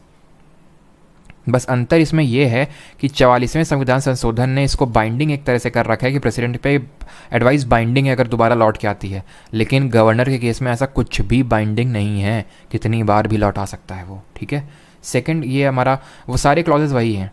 अब ये जो सब clause 2 है ना, 74 सब clause 2 की, the question whether any और if so what advice was tendered by the minister to the president shall not be inquired into any court, यही आपका आर्टिकल नंबर 163 का सब क्लॉज 2 हो जाएगा। 163 का सब क्लॉज 2 हो जाएगा, बस प्रेसिडेंट की जगह गवर्नर हो जाएगा। अब उसके लिए मुझे अलग से करवाने की थोड़ी ज़रूरत है। अब आते हैं आर्टिकल नंबर 175। जिस तरह आर्टिकल नंबर 175 है, इसके पैरेलल कौन सा आर्टिकल होगा? एक जोड़ दो और इसको 7 को 6 मान लो और एक घटा दो तो 164 होगा, आर्टिकल 75 के समकक्ष। यहाँ ये बोलता है जैसे ये कि prime minister shall be appointed by president and the other minister shall be appointed by president on the advice of prime minister. उसी तरह ये आपका बोलता है आर्टिकल नंबर 164 कि CM shell be appointed by governor and other minister shall be appointed by governor on the advice of CM. खत्म। ठीक है, इसके लिए अलग से थोड़ी ना मुझे लिखने की ज़रूरत है। फिर यहाँ पे 1A जिस तरह से जोड़ा यहाँ पे, वैसे ही 1A जोड़ा 164 आर्टिकल में भी। जिस तरह यहाँ पे 15% की लिमिट है ना कि काउंसिल ऑफ मिनिस्टर 15% से ज़्यादा नहीं हो सकते, ऐसे ही किसका 15%? लोकसभा का। वैसे ही यहाँ पे भी 15% से ज़्यादा नहीं हो सकते, किसका? यहाँ पे लोअर हाउस क्या है? लेजिस्लेटिव असेंबली का नहीं हो सकते। बस एक माइन्यूट सा अंतर है, वो बता देता हूँ मैं आपको लिख के। डिफरेंस ये है कि यहाँ पे मैक्सिमम में तो लिमिट है कि 15%, कहाँ पे? यूनियन में, ऐसी स्टेट में भी है, लेकिन मिनिमम की कोई लिमिट नहीं है लोकसभा के केस में, सेंटर केस में, कि मिनिमम इतने मिनिस्टर तो होने ही चाहिए। लेकिन लेजिस्लेटिव असेंबली के केस में है, स्टेट के केस में है। वो मिनिमम कितना है? मिनिमम है आपका 12 इन case of legislative assembly only. Lok Sabha के केस में कुछ मिनिमम नहीं है। इस चीज़ को ब्रैकेट बना के उसी सेम कलर से ऐड करेंगे नोट्स में। ठीक है, कि मिनिमम 12 मिनिस्टर्स तो होने चाहिए मिनिमम। ठीक है, मैक्सिमम तो वही 15% ऑफ लेजिस्लेटिव असेंबली। उसी तरह 1B जिस तरह इसमें 75 1B, उसी तरह वहाँ पे 164 1B है। क्या बोलता है कि अगर कोई डिस्क्वालिफिकेशन के ग्राउंड में वो होगा डिस्क्वालीफाई, तो मिनिस्टर भी नहीं बन सकता है वो, खत्म। ठीक है, फिर जिस तरह 75 सब क्लॉज 2 बोलता है minister shall hold office during the pleasure of president, तो प्रेसिडेंट की जगह गवर्नर कर दो स्टेट केस में। 164 सब क्लॉज 3 में जिस तरह यहाँ पे है, क्या हो जाएगा? काउंसिल ऑफ मिनिस्टर की जगह काउंसिल ऑफ मिनिस्टर रहेगा, हाउस ऑफ पीपल की जगह लेजिस्लेटिव असेंबली हो जाएगा। देखो ये समानांतर समझ गए? उसी तरह जिस तरह हमारा लोकसभा होता है उसी के समानांतर होता है लेजिस्लेटिव असेंबली, जिसको हम बोलते हैं विधान परिषद। तो जहाँ जहाँ प्रेसिडेंट था वहाँ वहाँ आपने गवर्नर कर दिया, जहाँ पीएम था वहाँ सीएम कर दिया, सीओएम का सीओएम ही रहेगा, और जहाँ जहाँ पे लोकसभा था वहाँ पे आपने लेजिस्लेटिव असेंबली कर देना है। ठीक है, क्योंकि जहाँ लोअर हाउस हमारा सेंटर के केस में लोकसभा होता है, वैसे स्टेट के केस में लेजिस्लेटिव असेंबली होता है। ठीक है, तो काउंसिल ऑफ मिनिस्टर जो है हमारे स्टेट के, they are collectively responsible to legislative assembly.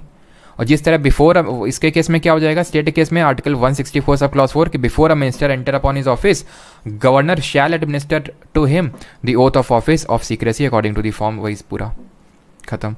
अब जिस तरह हमारा ये 5 और 6 क्या है, 5 बोलता है कि अगर कोई मतलब मिनिस्टर हो सकता है बिना किसी हाउस का मेंबर हुए मैक्सिमम 6 महीनों के लिए, वैसे वहाँ पे भी है कि कोई मिनिस्टर हो सकता है बिना किसी हाउस का मेंबर हुए 6 महीने तक, लेकिन उसको किसी हाउस की मेंबरशिप लेनी होगी, जैसे कि हमारा सेंटर केस में था। सेंटर केस में जैसे लोकसभा है तो उस केस में लेजिस्लेटिव असेंबली, और जैसे हमारा अपर हाउस है राज्यसभा, उसी तरह हमारा सेंटर केस स्टेट केस में होता है लेजिस्लेटिव काउंसिल विधान परिषद। लेकिन ये सारे राज्यों में नहीं होती है, कल देखेंगे, सिर्फ कुछ ही में है। ठीक है, तो फिर लेजिस्लेटिव असेंबली की ही मेंबरशिप उसको लेनी होगी। ठीक, फिर यहाँ पे जिस तरह सैलरी और अलाउंसेस लिखा है वैसे 164 सब क्लॉज 6 में सैलरी अलाउंसेस लिखा है, कुछ अलग नहीं है, कुछ भी अलग नहीं है।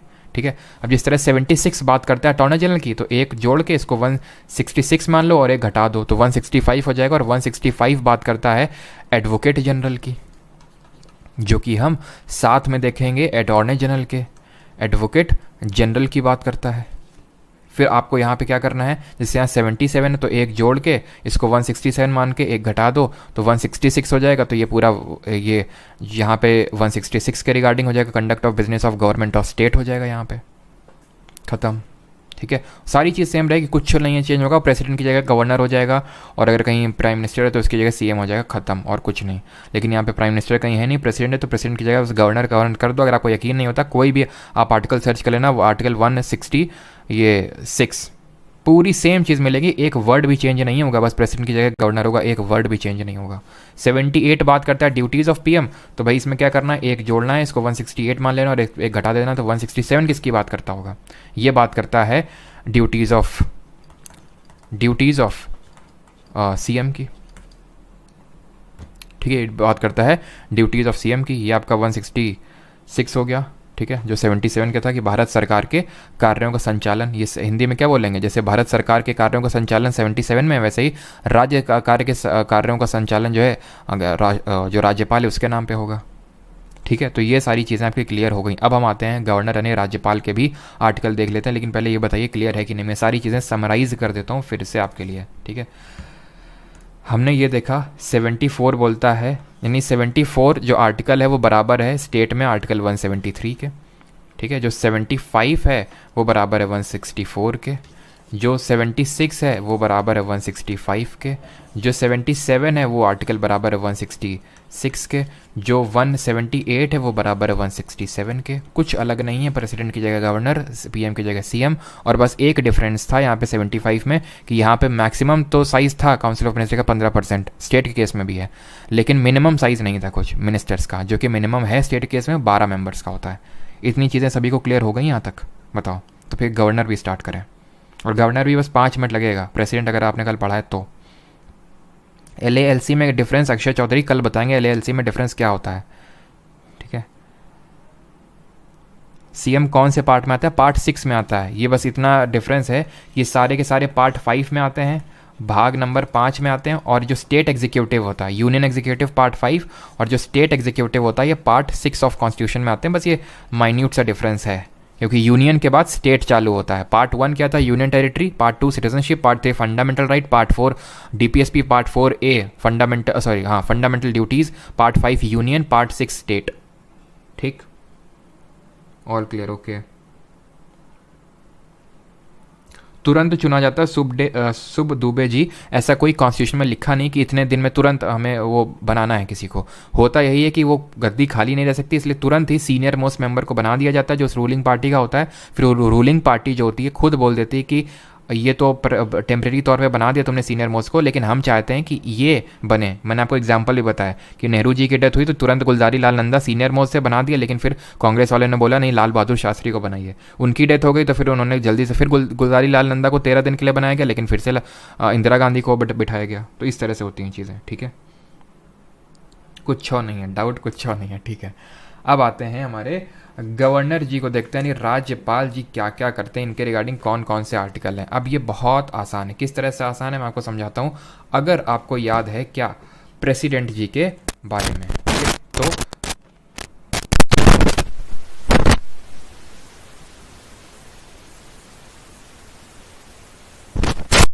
वॉइस क्लियर आ रही होगी, पता नहीं थोड़ा सा माइक का प्रॉब्लम रहता है, चलो कोई नहीं, तो अभी वॉइस आ रही है ना। देखो आर्टिकल 52 क्या बोल रहा था, there shall be a president of India, ठीक है। आर्टिकल, पहली बात तो एक चीज़ मैं बता दूं, ये हम किसके बारे में ये सारी चीज़ें कर रहे हैं, स्टेट एग्जीक्यूटिव के बारे में। और स्टेट एग्जीक्यूटिव में कौन कौन आता है मैंने आपको ये बता दिया, ठीक है।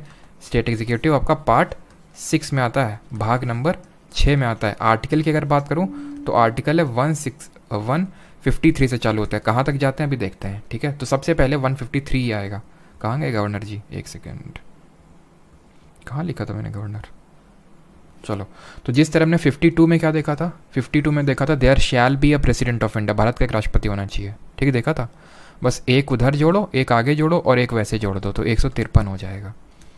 ये बोलता है there shall be a governor of state. 53 क्या बोल रहा था, 53 बोल रहा था एग्जीक्यूटिव पावर ऑफ यूनियन, बोल रहा था कि शैल वेस्ट इन प्रेसिडेंट, यही बोल रहा था ना। एक आगे जोड़ो और एक वैसे जोड़ दो तो 154 हो जाएगा। ये बोलता है एग्जीक्यूटिव पावर ऑफ स्टेट के बारे में, एग्जीक्यूटिव पावर ऑफ स्टेट यानी राज्य का जो एग्जीक्यूटिव पावर होता है उसके बारे में, ठीक है। 54 क्या बोला था, 54 बोला था प्रेसिडेंट का इलेक्टोरल कॉलेज, प्रेसिडेंट के इलेक्शन में कौन कौन हिस्सा लेगा। 55 क्या बोला था कि manner of election of president, की राष्ट्रपति का इलेक्शन किस किस तरह से होगा, इंडायरेक्ट इलेक्शन होगा, proportional representation, single transferable vote, secret ballot, सब कुछ था। लेकिन जो हमारे गवर्नर भैया ये तो इलेक्ट ही नहीं होते हैं, इनका इलेक्शन नहीं होता है, ये नॉमिनेटेड होते हैं, ये नॉमिनेटेड होते हैं, ये इलेक्टेड होते हैं प्रेसिडेंट, लेकिन ये नॉमिनेट होके होते हैं। नॉमिनेट कौन करता है, नॉमिनेटेड बाई प्रेसिडेंट, या फिर नॉमिनेट तो नहीं बोलना सही रहेगा, अपॉइंट होते हैं, सॉरी अपॉइंट होते हैं, नॉट नॉमिनेटेड, अपॉइंटेड बाई, ठीक है। ये होते हैं आपके अपॉइंट, इलेक्शन इनका नहीं होता है, ठीक। और अपॉइंटमेंट करता किस आर्टिकल के तहत होगी भाई, इनका इलेक्शन प्रेसिडेंट का 55 के तहत हो रहा था तो भैया इनकी अपॉइंटमेंट 55 के तहत होगी, ख़त्म बात। मतलब 55 नहीं, मतलब 155, ठीक है, 155 के तहत होगी, ठीक है। जिस तरह प्रेसिडेंट का था, या फिर इस तरह से याद कर सकते हो कि 154 में इलेक्शन था ना, तो अगेन उसमें एक जोड़ दो और एक जोड़ दो यहाँ पे ओवरऑल तो 155 हो जाएगा, ठीक। 56 किसकी बात कर रहा था, ये बात कर रहा था टर्म ऑफ प्रेसिडेंट, टर्म की बात कर रहा था ना कि क्या टर्म होगा। वैसे ही इसमें एक जोड़ दो, एक मत जोड़ना, बस आगे एक लगा देना तो 156 हो जाएगा। ये बात करेगा टर्म ऑफ गवर्नर, यानी ये कार्यकाल कितना होगा राज्यपाल का, कितना होगा, 5 साल का होगा, लेकिन ये 5 साल का होगा, लेकिन ये राष्ट्रपति के प्रसाद पर्यंत पद धारण करते हैं, यानी कि president he serves until the pleasure of president. और क्यों प्लेजर ऑफ प्रेसिडेंट यहाँ पे लिखा हुआ, आप समझ गए ना, प्लेजर ऑफ प्रेसिडेंट वहाँ लिखा हुआ जहाँ पे किसी का रिमूवल का प्रोसीजर नहीं है। 57 किसकी बात कर रहा था, ये बोल रहा था री इलेक्शन हो सकता है प्रेसिडेंट का एनी नंबर ऑफ टाइम, लेकिन हमारे गवर्नर जी का तो इलेक्शन ही नहीं होता, तो री इलेक्शन की बात कहाँ से उठती है ना। तो इसलिए 157 में हमारा है क्वालिफिकेशन के बारे में। अब क्वालिफिकेशन के बारे में हमारे प्रेसिडेंट का कौन सा आर्टिकल था, वो था 58। तो 57 को यहाँ से हटाइए और 58 को लिखिए। बस ये थोड़ी सी डिफरेंसेस है जो यहाँ पे आपको पकड़ना पड़ेगा कि 58 में हमारा राष्ट्रपति का क्वालिफिकेशन, ठीक है, उसी तरह 157 में है हमारा, 157 में है क्वालिफिकेशन ऑफ गवर्नर। अब क्या क्वालिफिकेशन है वो देख लेते हैं। क्वालिफिकेशन ऑफ गवर्नर ये है कि सिटीजन ऑफ इंडिया होना चाहिए और 35 ईयर्स ऑफ एज होनी चाहिए, ये इंपॉर्टेंट है। 35 ईयर ऑफ एज। प्रेसिडेंट के केस में क्या था, 35 साल उसके में भी था, एज 35 साल। सिटीजन ऑफ इंडिया होना चाहिए, और मैंने बताया था नेचुरलाइज सिटीजन इंडिया का प्रेसिडेंट हो सकता है, यूएसए में नहीं है ऐसा है। और ये था कि he should be qualified to be appointed as a member of Lok Sabha. Vice president के केस में क्या था, 35 साल उम्र, citizen of India, and he should be qualified to be appointed as a member of Rajya Sabha. क्यों? क्योंकि राज्यसभा का एक्स ऑफिशियल चेयरमैन है, खत्म।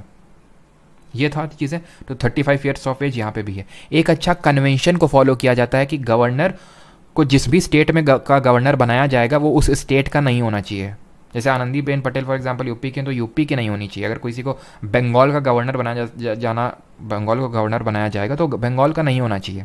ये संविधान में कहीं भी लिखा हुआ नहीं है, वो कहीं पे भी लिखा नहीं हुआ है, सिर्फ इतना मेंशन है। ये मतलब एक कन्वेंशन है, एक रीति रिवाज आप बोल सकते हैं, ठीक।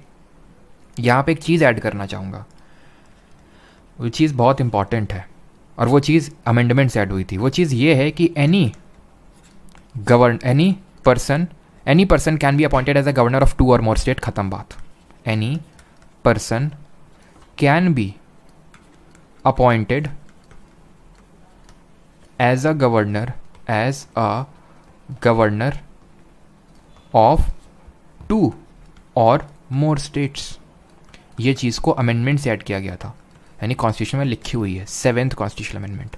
हमेशा एक चीज़ याद रखना कि एक गवर्नर मल्टीपल स्टेट का गवर्नर हो सकता है, एक हाई कोर्ट मल्टीपल स्टेट्स या यूटीज का हाई कोर्ट हो सकता है। इन दोनों चीज़ों को, दोनों प्रावधानों को 7th अमेंडमेंट ऑफ 1956 से ही ऐड किया गया था, दोनों चीज़ों को। यानी कि जब शेयरिंग की बात आएगी, शेयरिंग स से 7, ठीक, और 7 से 7 और 7 से 7, 7वां जो पार्ट था, 7वां भाग और संविधान का, उसको इसी 7th अमेंडमेंट से ही हटाया गया था। यानी जो पार्ट 6 अभी हम देख रहे हैं, गवर्नर और सीएम और काउंसिल ऑफ मिनिस्टर जब जितने हैं सब ये पार्ट 6 में आते हैं। और प्रेसिडेंट, यूनियन का एग्जीक्यूटिव पार्ट 5, स्टेट का एग्जीक्यूटिव सब कुछ पार्ट 6 में आता है। क्लियर हो गई ये चीज़। अब यहाँ पे एक स्लाइड क्रिएट करनी पड़ेगी बिकॉज इसके बाद क्वेश्चन आ गए, तो एक स्लाइड करके ये कर लेते हैं और उसके बाद क्वेश्चन ही दनादन करेंगे अभी, ठीक है। अब देखिएगा अब किस तरह से खटाखट सारे क्वेश्चन होंगे, ठीक है। बस 1-2 आर्टिकल और बाकी हैं। कहाँ तक हो गया था? 58 तक हो गया था, ठीक है। 59 क्या बोल रहा था प्रेसिडेंट के केस में? Condition of office of president, ये था ना। तो बस इसमें एक जोड़ो, अब एक घटा दो। वहाँ क्या कर रहे थे, एक जोड़ के एक जोड़ रहे थे, एक आगे लगा रहे थे और एक जोड़ रहे थे, तो 153 हुआ। एक आगे लगा रहे थे, एक जोड़ रहे थे, 154 हुआ। फिर क्या किया, अब यहाँ पे बराबर होना चालू हो। यहाँ पे तो जोड़ना पड़ रहा था, एक को जोड़ रहे थे भाई, आगे तो एक लगाना ही लगाना है, नो डाउट, आगे तो एक लगाना ही लगाना है, ठीक है। तभी हम गवर्नर के आर्टिकल के पास पहुँचेंगे। शुरू के 2 आर्टिकल में एक जोड़ा, फिर 55 के साथ कुछ नहीं जोड़ा, इसमें भी 2 आर्टिकल में कुछ नहीं जोड़ा, यानी कि शुरू के 2 आर्टिकल में एक जोड़ा, बाद के 2 आर्टिकल में कुछ नहीं जोड़ा, और फिर बाद के जब जो आर्टिकल हैं उनमें एक घटाना है अब आपको, ठीक है। तो एक लगाया और एक घटा दिया तो 157 हो गया। 59 में एक लगाया गया और एक घटा दिया तो 158 हो गया। यानी कि condition of office of governor किस में होंगी? 158 में होंगी, कंडीशन ऑफ गवर्नर्स ऑफिस। अब सर इसमें क्या क्या लिखा हुआ है? तो वही लिखा हुआ है जो प्रेसिडेंट के लिए लिखा हुआ है। क्या लिखा हुआ है कि ये किसी भी हाउस का मेंबर नहीं होना चाहिए, ना तो पार्लियामेंट, अगर इसको अपॉइंट होना है, जैसे हमारे प्रेसिडेंट के केस में था कि ये ना तो लोकसभा, ना तो राज्यसभा, ना तो किसी स्टेट लेजिस्लेटिव असेंबली का मेंबर हो सकता है। और अगर है तो प्रेसिडेंट की गद्दी में बैठने से पहले वो रिज़ाइन कर देगा वहाँ से, वो उस ऑफ सीट को वैकेट कर देगा। वही यहाँ पे भी है कि उस ही बंदे को गवर्नर अपॉइंट किया जा सकता है। जो अगर कोई गवर्नर अपॉइंट किया जा रहा है किसी को, अगर किसी हाउस में ऑफ मेंबर ऑफ पार्लियामेंट है या फिर मेंबर ऑफ लेजिस्लेटिव असेंबली है, तो उसको वो सीट वैकेट करनी पड़ेगी। सिंपल, कुछ अंतर है ही नहीं ना। अंतर हो तो बताऊँ ना मैं, और जहाँ अंतर होगा वहाँ मैं बताऊँगा आपको, ठीक है। तो जिस तरह 59 है उसी तरह 158 है आपका।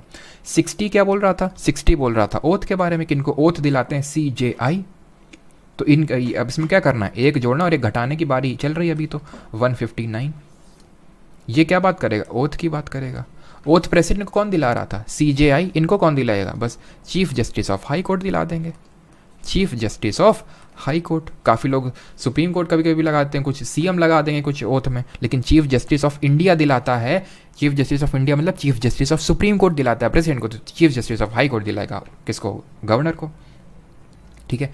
61 बात करता है इम्पीचमेंट ऑफ प्रेसिडेंट, यानी कि रिमूवल प्रोसीजर ऑफ प्रेसिडेंट, जिसको हमने लिया यूएसए के कॉन्स्टिट्यूशन से, उस सुप्रीम कोर्ट के जजेस और हाई कोर्ट के जजेस के रिमूवल को वहाँ से लिया हम लोगों ने। और क्या लिया? फंडामेंटल राइट्स लिया वहाँ से, इंडिपेंडेंस ऑफ जुडिशरी और जुडिशियल रिव्यू हमने यूएसए से लिया। अब मैं क्यों बार बार चीज़ें रिपीट करता हूँ, क्योंकि रिपीटिशन ज़रूरी है, रिवीजन ज़रूरी है, लेकिन इस तरह का जो रिमूवल का प्रोसीजर आर्टिकल 61 के तहत जो हमारा प्रेसिडेंट का दिया हुआ है वो गवर्नर के लिए है ही नहीं।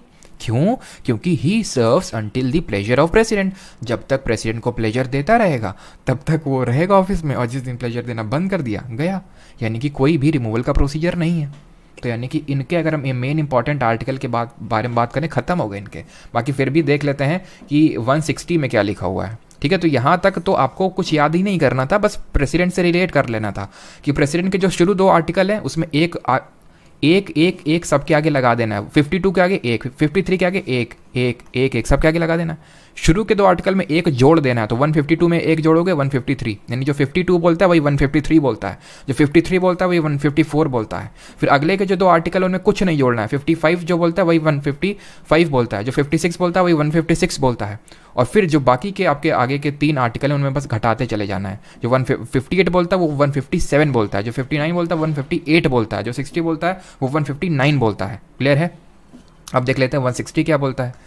ठीक है, क्योंकि इसका इम्पीचमेंट होता नहीं है। तो ये है पावर टू ग्रांट बोल रहा हूँ, ये होगा आपका वो डिस्चार्ज ऑफ फंक्शंस। ठीक है, discharge of the functions of governor, discharge of the functions of governor in some exigencies. For example मान लेते हैं कि गवर्नर नहीं है या फिर कुछ हो गया, तो उन केस में कौन इनके फंक्शंस को डिस्चार्ज करेगा वो बस यहाँ पे लिखा हुआ है। ठीक है, जिस तरह का आप याद करो 162 में क्या लिखा हुआ था, time to election the fill the vacancy. अगर कोई वैकेंसी क्रिएट हो जाती है तो उस केस में किस तरह से उसको कंप्लीट किया जाएगा वो यहाँ पे लिखा हुआ है, मतलब प्रेसिडेंट केस में लिखा हुआ था। 161 किसकी बात करता है? अब देखिए 161 आगे ना आ जाइए, 72 किसकी बात करता है? 72 जिस तरह बात करता है प्रेसिडेंट की पार्डनिंग पावर, उसी तरह हमारा 161। खैर यहाँ पे तो 1 और 1 वाला सिस्टम नहीं है, लेकिन फिर भी आप रिलेट कर सकते हो। जिस तरह प्रेसिडेंट का पार्डनिंग पावर दिया हुआ है उसी तरह हमारे गवर्नर का पार्डनिंग पावर दिया गया है, जिसको कल मैं समझा चुका हूँ आपको। गवर्नर का पार्डनिंग पावर यानी क्षमा दान देने की शक्ति। मैंने क्या बताया था आपको, क्या अंतर होता है प्रेसिडेंट और गवर्नर के पार्डनिंग पावर में? अंतर बस 2 मामलों में होता है कि गवर्नर डेथ सेंटेंस को पार्डन नहीं कर सकता है कभी, जो प्रेसिडेंट कर सकता है, और गवर्नर कभी कोर्ट मार्शल में पार्डनिंग पावर का यूज़ नहीं कर सकता है, जो प्रेसिडेंट कर सकता है, because president is the supreme commander of the defence forces. ये कौन सा आर्टिकल बोलता है जरा बताइए कॉमेंट में। 161 हो गया। 162 आपका बोलता है कि extent of executive power of state, extent of executive power of state, यानी कि राज्य की जो कार्यपालिका की शक्ति वो कहाँ तक है? तो वहीं तक है जहाँ पे 7th शेड्यूल हम लोगों ने देखा था, 7वीं अनुसूची में क्या है? यूनियन लिस्ट, स्टेट लिस्ट और कॉन्करेंट लिस्ट। तो यूनियन लिस्ट में वो सब्जेक्ट है जहाँ यूनियन का जुरिस्डिक्शन है लॉ बनाने का, स्टेट लिस्ट में वो सब्जेक्ट है जहाँ स्टेट का जुरिस्डिक्शन है लॉ बनाने का। तो स्टेट का एग्जीक्यूटिव का जो एक्सटेंट है वो लिखा हुआ है कि स्टेट लॉ उन्हीं मैटर से बना सकता है जो 7th शेड्यूल में स्टेट लिस्ट में सब्जेक्ट मैंशनड है। तो वही है extent of executive power of state. ठीक है, और अगर हम बात करें आखिरी आर्टिकल की, दैट इज़ 163, ये तो देख ही चुके हैं ना। देखो ये काउंसिल ऑफ मिनिस्टर की बात करता है कि there shall be a council of minister to aid and advise president. बस वहीं से फिर से स्टार्ट हो गया। देख लो 163, 62 तक देख लिया ना, their extent of executive power. जिस तरह हमारा प्रेसिडेंट और वाइस प्रेसिडेंट खत्म हो चुका था, ठीक है, उसके बाद ही चालू हुआ था ना काउंसिल ऑफ मिनिस्टर, उसी तरह गवर्नर खत्म होने के बाद यहाँ से काउंसिल ऑफ मिनिस्टर चालू हो जाएगा, बिकॉज क्योंकि यहाँ पे कोई वाइस गवर्नर जैसा नहीं होता है। बस 163 तो वो पूरा वही सेम हो गया, सब एक साथ ख़त्म। इसके लिए अलग से कोई क्लास की ज़रूरत नहीं थी। अब लगाओ क्वेश्चन, उससे पहले कुछ और महत्वपूर्ण चीज़ें राज्यपाल से संबंधित, गवर्नर संबंधित यहाँ पे देख लो। गवर्नर जो होता है ये टाइटुलर हेड होता है, टिटुलर इसको हेड बोल सकते हैं ऑफ। लेकिन उससे पहले एक चीज़ यहाँ पे मैं नोट करना चाहूँगा, और जो कि हमारे नेहरू जी ने बोली थी, और ये आर्टिकल 78 के साथ अगर मैं लिखूँगा तो ज़्यादा सही रहेगा ये। ठीक है, वो नेहरू जी ने ये चीज़ बोली थी कि prime minister is the lynch pin of government. Lynch pin of government, lynch pin क्या होता है? जैसे आपने बैलगाड़ी वगैरह देखी है, फिर कहीं पे भी आपने देखा होगा कि जैसे बैलगाड़ी वगैरह में ऐसा एक पिन लगा रहता था ताकि टायर बाहर ना आ जाए, टायर बाहर को ना जाए, जो लकड़ी के रहते थे टायर। कौन कौन यहाँ पे बैलगाड़ी में बैठा है? मैं तो काफ़ी बैठा हूँ। ठीक है, हमारे एक परिवार में दादाजी थे, है ना, वो खूब लेके जाते थे। लड़ी बोलते हैं हमारे यहाँ उसको, जो बैलगाड़ी होती है उसको लड़ी या फिर लड़िया बोलते हैं हमारे यहाँ पे। तो लड़ी में जो टायर होते हैं उसमें इस तरह से लिंच पिन लगा रहता है ताकि जो टायर है वो बाहर ना निकले, तो वो उसको बोलते हैं लिंच पिन। तो क्योंकि जिस तरह से लिंच पिन बहुत इंपॉर्टेंट है ताकि सारी चीज़ें बाहर ना निकलें, उसी तरह प्राइम मिनिस्टर एक लिंकेज के तौर पे एक्ट कर रहा है ना, तो ये नेहरू जी ने कि he is the lynch pin, I think फिर से वॉइस गई होगी, कि he is the lynch pin of the government, ये नेहरू जी ने बोला था। अब यहाँ पे कुछ गवर्नर जी के रिगार्डिंग जो मुझे चीज़ें बतानी है कि he is the titular head of the state. जिस तरह हमारा टाइटुलर हेड होता है नहीं, नाम का हेड, यूनियन का होता है प्रेसिडेंट, उसी ये भी हमारा क्या होगा, डी ज्यूरे हेड होगा। डी फैक्टो हेड कौन होगा, सीएम होगा। सेम चीज़ें हैं, सेम चीज़ें, यानी कि रियल पावर सीएम के हाथ में, और जो नॉमिनल हेड इसको बोल सकते हैं, यानी कि जो फेक पावर तो नहीं बोलना सही रहेगा, नॉमिनल हेड हो गया आपका ये। और क्या बता सकते हैं आपको इसके रिगार्डिंग कि ये एक नॉमिनी है सेंट्रल गवर्नमेंट का, he behaves like a nominee of central government, या फिर मैं बोल सकता हूँ he behaves as an agent of central government. लेकिन ये एजेंट करके जो वर्ड है ना, कहीं पे भी कॉन्स्टिट्यूशन में लिखा नहीं हुआ है, ठीक है, तो ध्यान रखना, ये होता है लेकिन कॉन्स्टिट्यूशन में कहीं लिखा हुआ नहीं, ऐसे अगर आ जाए। और सुप्रीम कोर्ट ने अपनी रूलिंग में एक चीज़ बोली थी कि गवर्नर, ठीक है, गवर्नर ऑफ अ स्टेट, क्योंकि सब लोग एजेंट एजेंट चिल्ला रहे थे ना, तो सुप्रीम कोर्ट ने क्लियर किया कि governor of a state is not a employment, is not a employment under central government, यानी ये कोई सेंट्रल गवर्नमेंट के तहत कोई पद नहीं है। ये इसलिए बोला ताकि जो गवर्नर हैं वो थोड़ा सा ट्रांसपेरेंट रूप से फंक्शन कर सकें। वैसे ट्रांसपेरेंट उतना ज़्यादा रहते तो नहीं हैं, आपने देखा सत्यपाल मलिक है ना, सबसे बेस्ट एग्जांपल है। जब उनको नहीं लगा ठीक कि बीजेपी बहुत ज़्यादा वो लगा रही रिस्ट्रिक्शन, तो उन्होंने इस्तीफ़ा दे दिया। तो यूजुअली यही होता है कि गवर्नर उसी को अपॉइंट करते हैं हमारी सेंट्रल गवर्नमेंट, जिससे जो उनको लगता है कि अपॉइंट होने चाहिए। जैसे फॉर एग्जांपल अगर कल को कांग्रेस गवर्नमेंट मतलब बीजेपी ना रहे और कांग्रेस आ जाए फॉर एग्जांपल, जितने ज़्यादातर आप गवर्नर देख रहे हैं ना, 90% गवर्नर चेंज हो जाएंगे और फिर से नए आ जाएंगे। इसी वजह से वो प्लेजर ऑफ प्रेसिडेंट तक ही सर्व करते हैं, इसका मतलब यही है, ठीक है। और वो काउंसिल ऑफ मिनिस्टर की एडवाइस पे काम करते हैं। तो द्रौपदी मुर्मू मान लेते हैं कि उनको बीजेपी ने बनाया प्रेसिडेंट, लेकिन वो काउंसिल ऑफ मिनिस्टर की एडवाइस पे ही काम करेंगे। तो अगर उन्होंने बोला है सरकार ने, तो उनको चेंज करना ही पड़ेगा, ठीक है। तो governor of a state is not employment under central government, ये सुप्रीम कोर्ट ने बोला, तो आपको याद रखना है। और he is entitled to such emolument as parliament may decides, ठीक है, एंटाइटल्ड टू सच एमोल्यूमेंट, यानी वो भत्ता मिलेगा जो पार्लियामेंट डिसाइड करेगा। क्यों स्टेट क्यों नहीं डिसाइड, क्योंकि किसी एक स्टेट का गवर्नर थोड़ी ना ही है। अब मान लेते हैं आज कोई आनंदीबेन पटेल यूपी की या फिर एमपी की बन गई, तो मतलब मल्टीपल स्टेट में जाते रहते हैं इधर उधर। तो इसी वजह से entitle to such emoluments as decided by parliament, ये चीज़। और अगर मान लेते हैं कि कोई गवर्नर एक से ज़्यादा स्टेट में गवर्नर है को सर्व कर रहा है, तो उस केस में कैसे वो स्टेट सैलरी देंगे। जैसे फॉर एग्जांपल मान लेते हैं गवर्नर की सैलरी 1 लाख है, ठीक है, तो कौन सा स्टेट 50-50 हज़ार करके देंगे दोनों, या फिर 30-70 करके देंगे, कैसे देंगे वो रेशियो प्रेसिडेंट डिटरमाइन करेगा। Not that much important. आते हैं फर्स्ट क्वेश्चन पे, पूरा आपका खत्म हो गया सारी चीज़ें। First question, which of the following article deals with the appointment of PM and other minister. कौन सा हमारा निम्नलिखित में से कौन सा अनुच्छेद है जो प्रधानमंत्री और अन्य मंत्रियों की नियुक्ति से संबंधित है।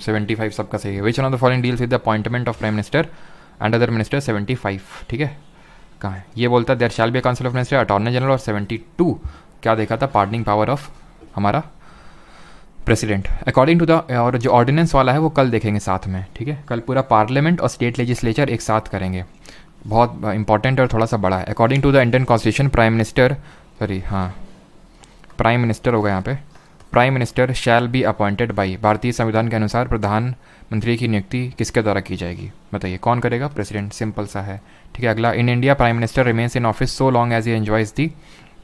और अभी एक टॉपिक थोड़ा सा टॉपिक तो नहीं बोलना है, एक सब टॉपिक है कि पहले कैबिनेट के हमारे कौन कौन से मिनिस्टर थे, उन्होंने कौन कौन से पोर्टफोलियो होल्ड किए थे, इस पर क्वेश्चन आ जाता है, ये मैंने लास्ट में रखा है, ठीक है। तो वहीं एक क्वेश्चन करेंगे, उसी के थ्रू समझ लेंगे। In India PM remains in office so long as he enjoys the, prime minister कब तक ऑफिस में रहेगा, जब तक वो सपोर्ट एंजॉय करता है, कॉन्फिडेंस एंजॉय करता है लोकसभा का, क्योंकि लोकसभा को खुश करके रखना है, ये आर्टिकल 75 बोलता है। They hold office till the pleasure until they have confidence in the lower house of parliament. What is the tenure of prime minister of India? कितना tenure होता है पीएम का? Co-terminus with the tenure of Lok Sabha, co-terminus with the tenure of president, as long as he enjoys the support of majority of Lok Sabha 5 years. Answer होगा सी, जब तक वो enjoy करते हैं मेजोरिटी को लोकसभा में, ठीक है। 13 दिन में भी सरकारें गिरी हैं। और नेहरू जी हमारे लॉन्गेस्ट सर्विंग प्राइम मिनिस्टर रहे हैं, आपको भी पता होना चाहिए।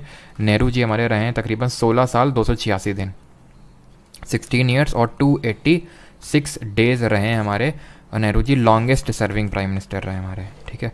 तो इतने दिन भी रहे हैं और कुछ लोग 13 दिन भी रहे हैं, ठीक है। वैसे तो जैसे अटल बिहारी वाजपेयी जी की भी एक बार पहली बार जब बने थे तो 13 दिन में सरकार बनी थी, मतलब गिर गई थी, तो वो कुछ 5 साल इस तरह से कुछ नहीं होता है। जब तक मेजोरिटी है आपकी तब तक, जब तक बहुमत है तब तक आप रहेंगे। The resignation of PM means the, मतलब मैक्सिमम 5 साल का हो सकता है एक टेन्योर में, ठीक है, मैक्सिमम 5 साल, क्योंकि लोकसभा का जो मैक्सिमम टेन्योर होता है वो 5 साल का होता है। लोकसभा का टेन्योर मैक्सिमम 5 साल का होता है, तो मैक्सिमम 5 साल तक ही रहेंगे वो, ठीक है। या फिर हम बोल सकते हैं कि भाई as long as enjoys the support of a majority in the Lok Sabha. अब जैसे कि प्रधानमंत्री मोदी जी हैं, पहले 5 साल 2014 से 19 तक सर्व किए, फिर 19 से लेकर 24 तक रहेंगे, फिर 24 से लेकर जब तक रहेंगे। लेकिन अगर आज उनके खिलाफ नो कॉन्फिडेंस आ जाए तो उनकी सरकार गिर जाएगी, ठीक है, 5 साल का पूरा नहीं कंप्लीट कर पाएंगे। इट इज़, और जो भी नई गवर्नमेंट बनती है ना, वो रिमाइंडर ऑफ द टर्म के लिए नहीं बनती है कि भाई अगर मान लो आज डिसॉल्व हो गई तो अगले वाले जो इलेक्शंस होंगे वो 1 साल के लिए बस रहेगी, नहीं, वो पूरा सर्व करती है 5 साल, जो कि मैक्सिमम लाइफ होती है लोकसभा की। Resignation of the PM means the resignation of whole cabinet का यही मतलब होता है। बिल्कुल हमने देखा था कि अगर प्रधानमंत्री की डोर टूट गई तो पूरा सब कुछ बिखर जाएगा, नहीं सब कुछ टूट के गिर जाएगा। पहला तो सही है। It is on the advice of prime minister that the president summons and prorogues parliament and dissolves the Lok Sabha. ये भी सही है क्योंकि उसी की एडवाइस पे ही सारे काम करता है। तो ऑप्शन नंबर सी यहाँ पे सही आंसर का, both 1 and 2। What is someone, what is prorogue, कल देखेंगे। समन का मतलब होता है कि बुलाना, सत्र को बुलाना, और प्रोरोग का मतलब सत्रावसान कर देना, सत्र को भंग तो नहीं बोलेंगे, ख़त्म कर देना, और जो सेशन चल रहा है उसको कर देना प्रोरोग। कल देखेंगे क्या होता है समन, क्या होता है prorogue. Which of the following circumstances the prime minister of India can not participate in the voting on a no confidence motion against his or her government.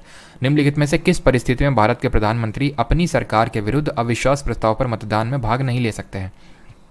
जैसे कि उनके सरकार के खिलाफ मान लेते हैं कि अविश्वास प्रस्ताव आया, ठीक है, तो ऑब्वियस सी बात है क्या करेंगे, जो उसके अगेंस्ट वोट करेंगे जो सरकार के लोग हैं, है ना, जैसे प्रधानमंत्री। लेकिन वोटिंग तभी अलाउड होती है जब आप उस सदन के सदस्य हैं। नो कॉन्फिडेंस जो मोशन है वो सिर्फ लोकसभा में ही आ सकता है, या अगेन हम लोग कल देखेंगे ओनली इन लोकसभा आ सकता है। क्यों? क्योंकि लोकसभा में सरकार को बहुमत दिखाना होता है, तो लोकसभा में ही आ सकता है, राज्यसभा में नहीं आ सकता। लेकिन अगर प्रधानमंत्री राज्यसभा के सदस्य हैं तो वो इसमें भाग नहीं ले सकते हैं, क्योंकि राज्यसभा का सदस्य लोकसभा में वोट नहीं कर सकता है और लोकसभा का राज्यसभा में वोट नहीं कर सकता है। बैठ सकता है, बोल सकता है, सब कुछ कर सकता है, लेकिन वोट अपने ही हाउस में करेगा। 7th, which article deal with the relationship between the president and prime minister? बताइए, इतना आसान सा है, 78 होता है आपका, ठीक है, 8th नंबर आता है आपका। और उसमें कौन सा हो जाएगा? हाँ, सबका सही है, ठीक।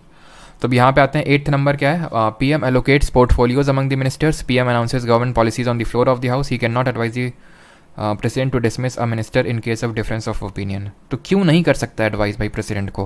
अगर कोई प्रेसिडेंट, प्राइम मिनिस्टर बोल रहा है प्रेसिडेंट को हटाओ, तो हटाना पड़ेगा। और प्राइम मिनिस्टर के पास पूरा पावर है किसी को कि उसने काउंसिल ऑफ मिनिस्टर को अपॉइंट किया, मतलब अपॉइंट तो नहीं किया है, उसकी एडवाइस पे ही अपॉइंट किया गया प्रेसिडेंट के द्वारा, तो वो बोलेगा तो हटाना पड़ेगा अगर डिफरेंस ऑफ ओपिनियन हो गया तो, ठीक है। तो यहाँ पे आंसर होगा 1, 2। पीएम पोर्टफोलियो एलोकेट करते हैं। पोर्टफोलियो मतलब एक मिनिस्ट्री एलोकेट करते हैं, जैसे पोर्टफोलियो का मिनिस्ट्री, ये पोर्टफोलियो होते हैं। पोर्टफोलियो जो है ना हमारा सिस्टम, ये 1861 का एक इंडियन काउंसिल एक्ट आया था, 1816 का इंडियन काउंसिल एक्ट आया था, उससे शुरू हुआ था ये। जब हम लोग एक्ट वाला टॉपिक देखेंगे तो वहाँ देखेंगे इस चीज़ को, ठीक है। 9th, PM is the chairman of planning commission. PM is the principal channel of communication between the President and the Council of Ministers. He advises the President with regard to the appointment of Chairman of UPSC. तो यही तो article 78 है, यही तो article 78 है, तो ये तो सही हुआ।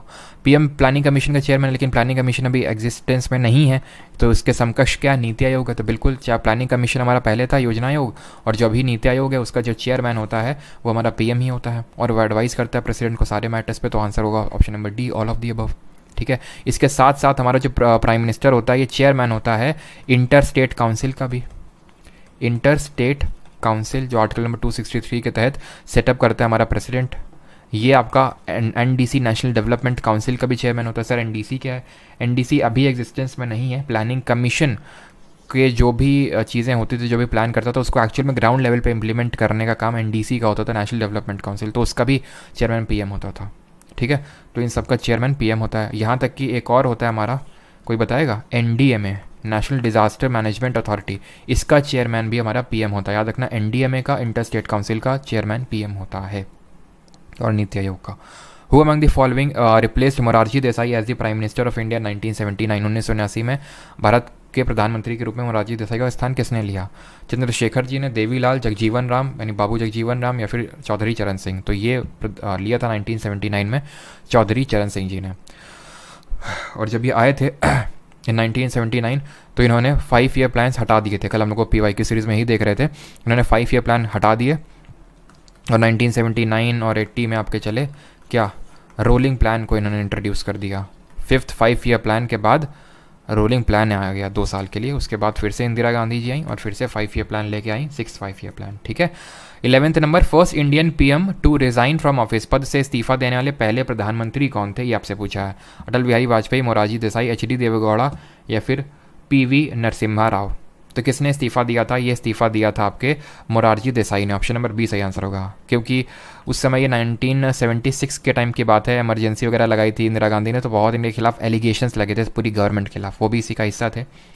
और जनता दल से राजनारायण जी और चौधरी चरण सिंह जी ने इस्तीफा दे दिया, तो इन्होंने भी ना सिर्फ रिज़ाइन कर दिया प्राइम मिनिस्टरशिप से, बल्कि पॉलिटिक्स से भी इन्होंने रिटायरमेंट ले ली। मोरारजी देसाई जी ने पहले प्राइम मिनिस्टर थे रिज़ाइन करने वाले।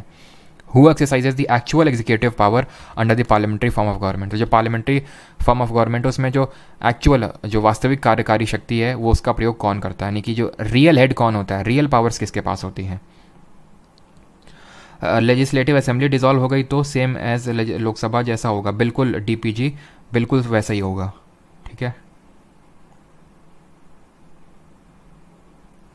सर एक क्वेश्चन है कि राजीव गांधी के केस में क्या हुआ था, गवर्नर ने क्या किया था? मतलब समझा नहीं।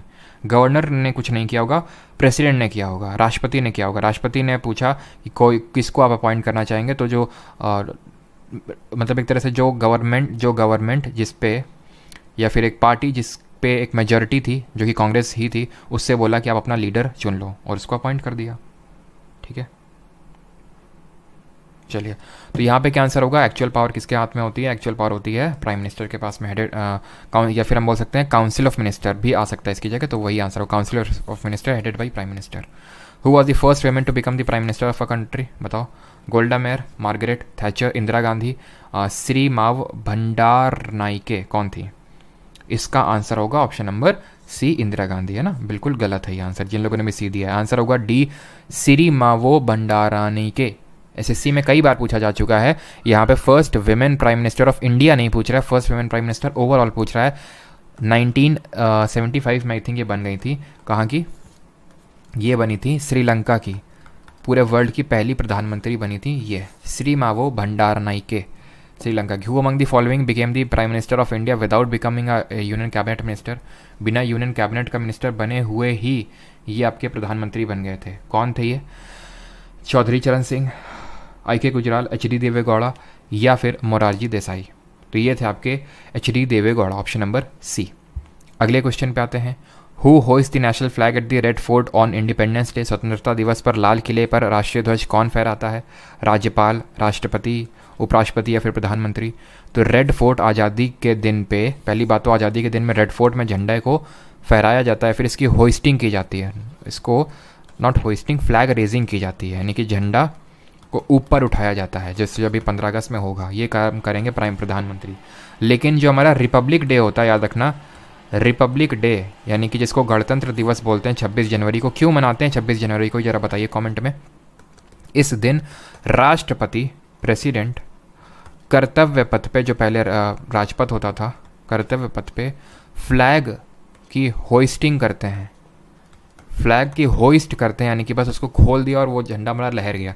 ये क्या है कि रेज हो रहा है, उठ रहा है धीरे धीरे, यानी कि ये दर्शाता है हमारी इंडिपेंडेंस को, आज़ादी को, यानी ब्रिटेन का झंडा नीचे जाएगा, हमारा झंडा ऊपर आ रहा है धीरे धीरे, और ये सिग्निफाई करता है इंडिपेंडेंस डे को। और 26 जनवरी को इसलिए मनाते हैं बिकॉज सबसे पहली बात तो 26 जनवरी 1930 को पहला इंडिपेंडेंस डे सेलिब्रेट किया गया था। ये डिसाइड किया गया था लाहौर सेशन जो कांग्रेस का हुआ था 1929 में उसमें, और इसी दिन 26 जनवरी 1950 को हमने अपने संविधान को अपनाया था, नहीं लागू किया था, ठीक है। बिकॉज अपनाया नहीं, अडॉप्ट तो किया था 26 नवंबर 1949 को, बट एनफोर्स किया था 26 जनवरी 1950 को।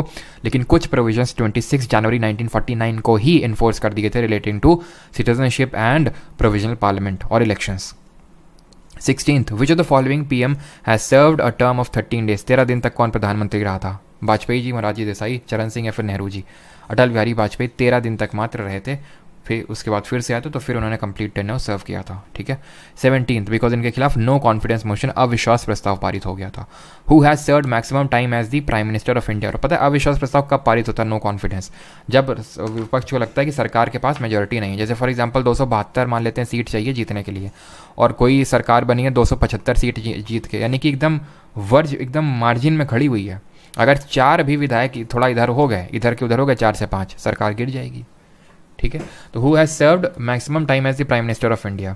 ये हमारे नेहरू जी। अभी मैंने आपको बताया टोटल 16 दिन 286, सॉरी 16 साल 286 दिन। इसके बाद आपका लॉन्गेस्ट सर्व किया प्रधानमंत्री इंदिरा गांधी जी ने, ठीक है। Union of council of minister से रिलेटेड क्वेश्चन देख सकते हैं, तो इसमें काफ़ी तरह के आते हैं आपके, ठीक है। कैबिनेट मिनिस्टर आते हैं, मिनिस्टर ऑफ स्टेट आते हैं, डिप्टी मिनिस्टर आते हैं, और पार्लियामेंट्री सेक्रेटरीज नहीं आते हैं इसमें, ठीक है। इनको बोलना सही नहीं रहेगा काउंसिल ऑफ मिनिस्टर में, लेकिन ये डेफिनेशन कहीं पे भी आपका इसमें नहीं लिखा हुआ है कॉन्स्टिट्यूशन में। पहला क्वेश्चन है, there shall be a council of minister with the prime minister at the head to aid and advise. कौन सा होगा? 74 सब क्लॉज 1, ठीक है, सिंपल। अगला क्या है? और 74 सब क्लॉज 2 क्या बोलता है कि जो एडवाइस देंगे ना, ये किसी भी कोर्ट में इंक्वायर नहीं की जा सकती, ये 74(2) में खत्म। Union council of minister consist of, इसमें कौन कौन आता है काउंसिल ऑफ मिनिस्टर में? कैबिनेट मिनिस्टर आता है, मिनिस्टर ऑफ स्टेट आता है, डिप्टी मिनिस्टर आता है, खत्म। 20th बताइए, काउंसिल ऑफ मिनिस्टर कलेक्टिवली किसको रिस्पॉन्सिबल होते हैं? मंत्री परिषद सामूहिक तौर से। तो इंडिविजुअल तौर से रिस्पॉन्सिबल होते हैं प्रेसिडेंट को, क्योंकि वो लिखा हुआ है कि आर्टिकल 75 में सब क्लॉज 2 में कि इंडिविजुअली रिस्पॉन्सिबल है टुवर्ड्स प्रेसिडेंट, ठीक है। तब तक रहेंगे जब तक प्लेजर देते रहेंगे प्रेसिडेंट को। कलेक्टिवली रिस्पॉन्सिबल है लोकसभा को। ऐसे ही हमारे जो चीफ काउंसिल ऑफ मिनिस्टर हैं, अगर हम बात करें स्टेट के केस में, तो कलेक्टिवली किसको रिस्पॉन्सिबल होंगे? लेजिस्लेटिव असेंबली, विधानसभा को। विच of the following provisions of the Indian constitution deals with the appointment and dismissal of the council of minister? कौन सा डील करता है डिसमिसल और अपॉइंटमेंट और डिसमिसल दोनों से? अपॉइंटमेंट 75 सब क्लॉज 1, डिसमिसल याद करो, डिसमिसल 75 सब क्लॉज 3, कि they are collectively responsible to the Lok Sabha, यानी कि अगर नहीं उनके कॉन्फिडेंस है तो लोकसभा से, अगर कॉन्फिडेंस नहीं, मेजोरिटी नहीं है, तो पूरा एक साथ डिसमिस होंगे, सब हटना पड़ेगा, तो 75। How many union minister can be included in the council of minister of the union? Union में कितने काउंसिल ऑफ मिनिस्टर हो सकते हैं मैक्सिमम? कितने हो सकते हैं? याद करिए 91st अमेंडमेंट को, ठीक है। किस में लिखा हुआ है? Article number 75 1 sub clause A में लिखा हुआ है। 91st अमेंडमेंट ने ये बोला था कि मैक्सिमम 15% हो सकते हैं। स्टेट के केस में भी 15% हो सकते हैं, और स्टेट के केस में मिनिमम 12 हो सकते हैं, लेकिन यहाँ कुछ नहीं है। बस एक एक्सेप्शन याद रखना, दिल्ली के केस में ये जो 15% है वो 10% है दिल्ली के केस में, बस सिर्फ दिल्ली के केस में, कि वहाँ की लेजिस्लेटिव असेंबली का 10% ही मैक्सिमम काउंसिल ऑफ मिनिस्टर हो सकते हैं। इस चीज़ को 69th जो कॉन्स्टिट्यूशनल अमेंडमेंट है, जिसने कि national union territory of Delhi को national capital territory of Delhi घोषित किया था 69th अमेंडमेंट ने, उसी ने बोला था कि 10% हो सकते हैं दिल्ली में maximum. 23rd, council of minister of central government comes into existence only after. तो केंद्र सरकार का मंत्रिपरिषद कब अस्तित्व में आता है?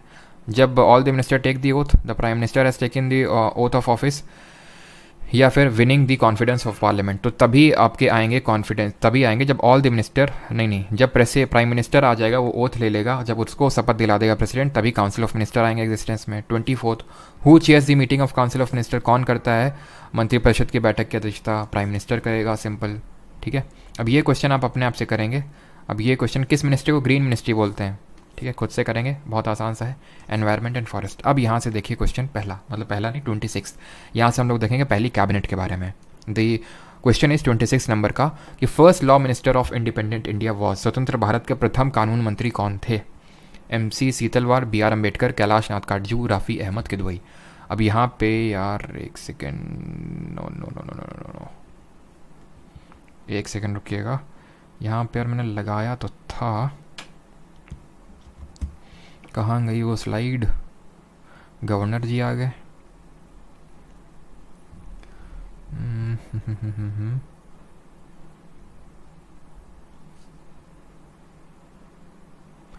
चलो कोई नहीं, यहाँ पे मैं लिखवा ही देता हूँ आपको। जल्दी से बताइए फर्स्ट फॉरेन मिनिस्टर कौन थे इंडिया के? पहले हमारे जो पहली कैबिनेट बनी थी, पहले हमारे जनरल इलेक्शन देश में हुए थे 1951 और 1952 के बीच में, ठीक है। और हमारी पहली कैबिनेट बनी थी, उसमें पोर्टफोलियो किसने कौन सा होल्ड किया था? मुझे ये बताइए, जब तक जनरल इलेक्शन हो गए, एक हमारी पहली सरकार नहीं बनी थी, तब तक किसने लॉ बनाने का काम किया था? Who served as the first parliament of India? किसने सर्व किया था, ये आपको बताना है जल्दी से। चलिए, तो नेहरू जी हमारे पहले कैबिनेट के प्राइम मिनिस्टर थे। He was the first prime minister हम बोल सकते हैं। और फॉरेन मिनिस्टर नहीं यार, पहले लॉ मिनिस्टर की बात करते हैं। Ambedkar ji, option number B यहाँ पे सही आंसर होगा, ठीक है। यहाँ पे मैं लिख देता हूँ सरदार पटेल, ये हमारे थे पहले होम मिनिस्टर। होम मिनिस्टर थे ये सबसे पहले, और मिनिस्टर ऑफ इंफॉर्मेशन और ब्रॉडकास्टिंग भी संभाल रहे थे, ब्रॉडकास्टिंग, ठीक। अच्छा, यहाँ पे मैं नेहरू जी के रिगार्डिंग लिख देता हूँ। नेहरू जी प्राइम मिनिस्टर तो थे ही, ये तो सबको पता है, लेकिन इसके अलावा क्या पोर्टफोलियो हेल्ड कर रहे थे? तो ये एक्सटर्नल अफेयर्स मिनिस्टर थे, विदेश मंत्री थे, एक्सटर्नल अफेयर्स मिनिस्टर भी थे ये पहले, ठीक है। और ये आपके साइंटिफिक रिसर्च और कॉमनवेल्थ रिलेशन के, ठीक है, कॉमनवेल्थ रिलेशन के भी मिनिस्टर थे। कॉमनवेल्थ रिलेशंस, कॉमनवेल्थ रिलेशन मतलब जो कंट्रीज़ कभी ना कभी ब्रिटेन की कॉलोनी रही हैं, जैसे हम रहे, तो वो कॉमनवेल्थ का हिस्सा हैं, ठीक है। सरदार पटेल। राजेंद्र प्रसाद जी की बात कर लेते हैं, ठीक है। अम्बेडकर जी तो समझ गया ना, ये पहले हमारे कानून मंत्री, लॉ मिनिस्टर, ठीक है। राजेंद्र प्रसाद जी की अगर बात कर लें तो ये हमारे फूड और एग्रीकल्चर मिनिस्टर थे, फूड एंड एग्रीकल्चर मिनिस्टर थे। मौलाना अबुल कलाम आज़ाद क्या थे? मौलाना अबुल कलाम आज़ाद, ये कौन थे हमारे? ये थे फर्स्ट हमारे एजुकेशन मिनिस्टर देश के थे, देश के पहले शिक्षा मंत्री थे, देश के पहले फूड एंड एग्रीकल्चर मिनिस्टर थे, एजुकेशन मिनिस्टर, ठीक है। और यहाँ पे एक और नाम लिखता हूँ मैं यहाँ पे, जॉन मथई, ठीक है। जॉन मथई क्या थे? जॉन मथई थे आपके रेलवे मिनिस्टर, ठीक है, सबसे पहले रेलवे मिनिस्टर थे ये हमारे। और कोई नाम लिखा है यहाँ पे? पहले फाइनेंस मिनिस्टर का नाम बताइए जरा, भारत के पहले वित्त मंत्री कौन थे? Education minister Rajendra Prasad, food and agriculture minister Ambedkar ji, law minister Shanmukham Chetty थे हमारे पहले फाइनेंस मिनिस्टर हो जाएंगे आपके ये, अम्बेडकर जी मैंने आपको बता दिया है। अच्छा, लेबर मिनिस्टर अगर बात करें, ठीक है, लेबर मिनिस्टर पहले देश के थे बाबू जगजीवन राम, ठीक है, बाबू जगजीवन राम। और डिफेंस मिनिस्टर है क्या? एजुकेशन मिनिस्टर मौलाना अबुल कलाम आज़ाद हो जाएंगे, डिफेंस नहीं है, ठीक है। तो डिफेंस यहाँ देख लेते हैं, डिफेंस मिनिस्टर कौन थे पहले, और हेल्थ मिनिस्टर कौन थे? हेल्थ मिनिस्टर, बस आपको इतना ही याद रखना है। तो अगर हम बात करें डिफेंस मिनिस्टर तो ये बलदेव सिंह जी थे, बलदेव सिंह।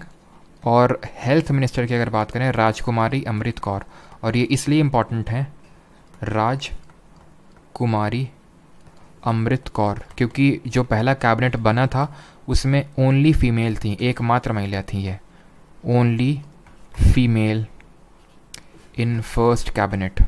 फर्स्ट कैबिनेट जैसे तरह अभी हमारी फीमेल कौन है? निर्मला सीतारमन है, ये उसी तरह से हेल्थ मिनिस्ट्री का पोर्टफोलियो होल्ड करनी थी राजकुमारी अमृत कौर, जो आपकी पहली, एक तरह से बोल सकते हैं पहली महिला मिनिस्टर भी थी। अब राज्यपाल पे आते हैं। Which article of the constitution of India provides that there shall be a governor of state? एक राज्यपाल होना चाहिए, कौन सा? आर्टिकल 153। सिंपल, आपको क्या करना है, एक आगे जोड़ना है और एक आगे जोड़ना है। मतलब 52 बोलता है there shall be a president of India, तो एक यहाँ जोड़ना है और एक इसमें जोड़ना है। 153 बोलता है there shall be a president of India. 53 बोलता है एग्जीक्यूटिव पावर ऑफ यूनियन, तो वो यहाँ जोड़ो, यहाँ जोड़ो। 154 बोलेगा executive power of state shall vest in किस पे? जो हमारा गवर्नर है। Governor of state is appointed by, इसकी नियुक्ति कौन करता है बताइए? सीएम, प्रेसिडेंट, एडवोकेट जनरल या फिर प्राइम मिनिस्टर ऑफ इंडिया? तो ये हमारे करते हैं प्रेसिडेंट जी। अगले क्वेश्चन पे आते हैं। As per the constitution of India what is the maximum number of states for which same person can be appointed as governor? भारत के संविधान के अनुसार अधिकतम कितने राज्यों में एक ही व्यक्ति राज्यपाल नियुक्त किया जा सकता है? निट्टो सीरीज का वीडियो कहाँ मिला कुनाल यादव? आपको मिल जाएगा चैनल पे ही, आप चेक कर लो।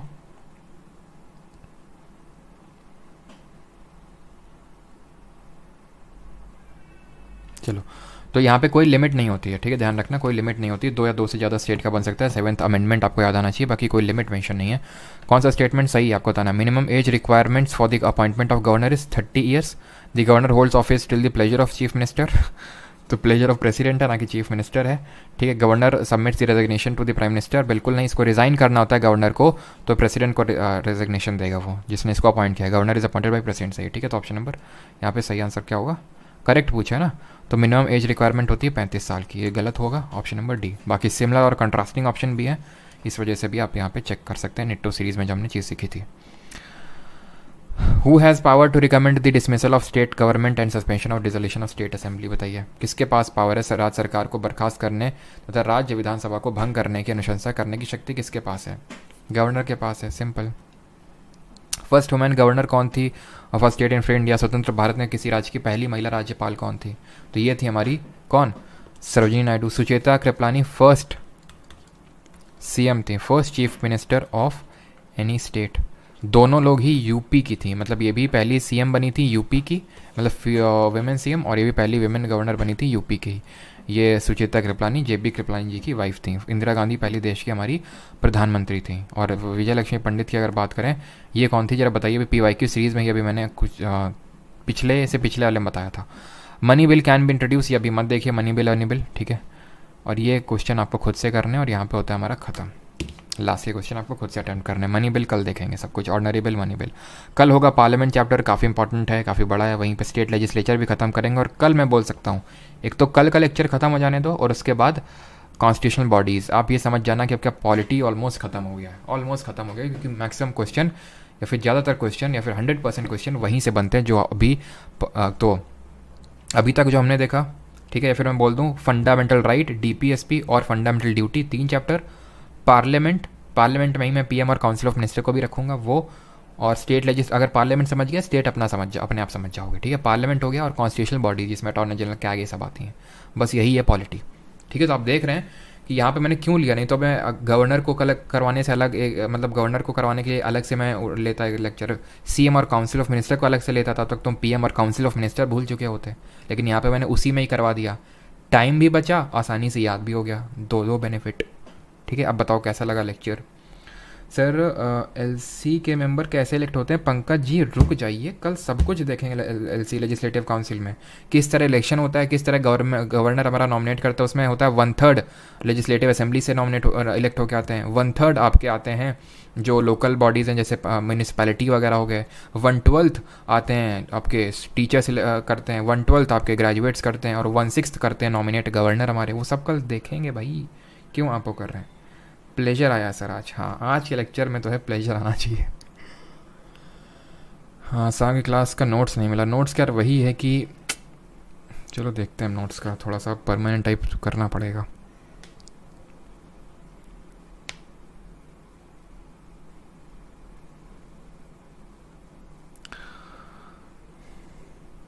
कल के नोट्स प्रोवाइड कर दो कोई मॉर्निंग वाले, सारे नोट्स तो पड़े हुए हैं आपके ऐप में ही अंदर, ठीक है। और काफ़ी लोग पूछते रहते हैं, फिर मैं बता दूं परमार एकेडमी ऐप पे सब रिकॉर्डिंग नोट आपको मिल जाएंगे, ठीक है। परमार एकेडमी ऐप, वहाँ से जो लोग ने एनरोल कर रखा है बैच में, परमार जी के बैच में, ठीक है। और काफ़ी लोग अगेन मुझे विलन दिखाने की कोशिश करते हैं कि सर आपसे ये उम्मीद नहीं थी, आप लेक्चर प्राइवेट कर देते हैं। अरे सर मैंने आप जो पहले चीज़ें चल रही थी वो फ्री हैं, मैंने तुम्हें ये तक वादा कर दिया कि जब तक ये चैनल है तब तक वो चीज़ें फ्री रहेंगी। अब यहाँ पे मैं जिन लोगों को अगर एक्स्ट्रा सीखना है पूरा ढंग से एक तरह से चैप्टर वाइज, तो उन लोगों के लिए, और वो भी मैंने फ्री कर रखा है यूट्यूब पे, उसकी लाइव स्ट्रीमिंग मैं कर रखा हूँ, ठीक है।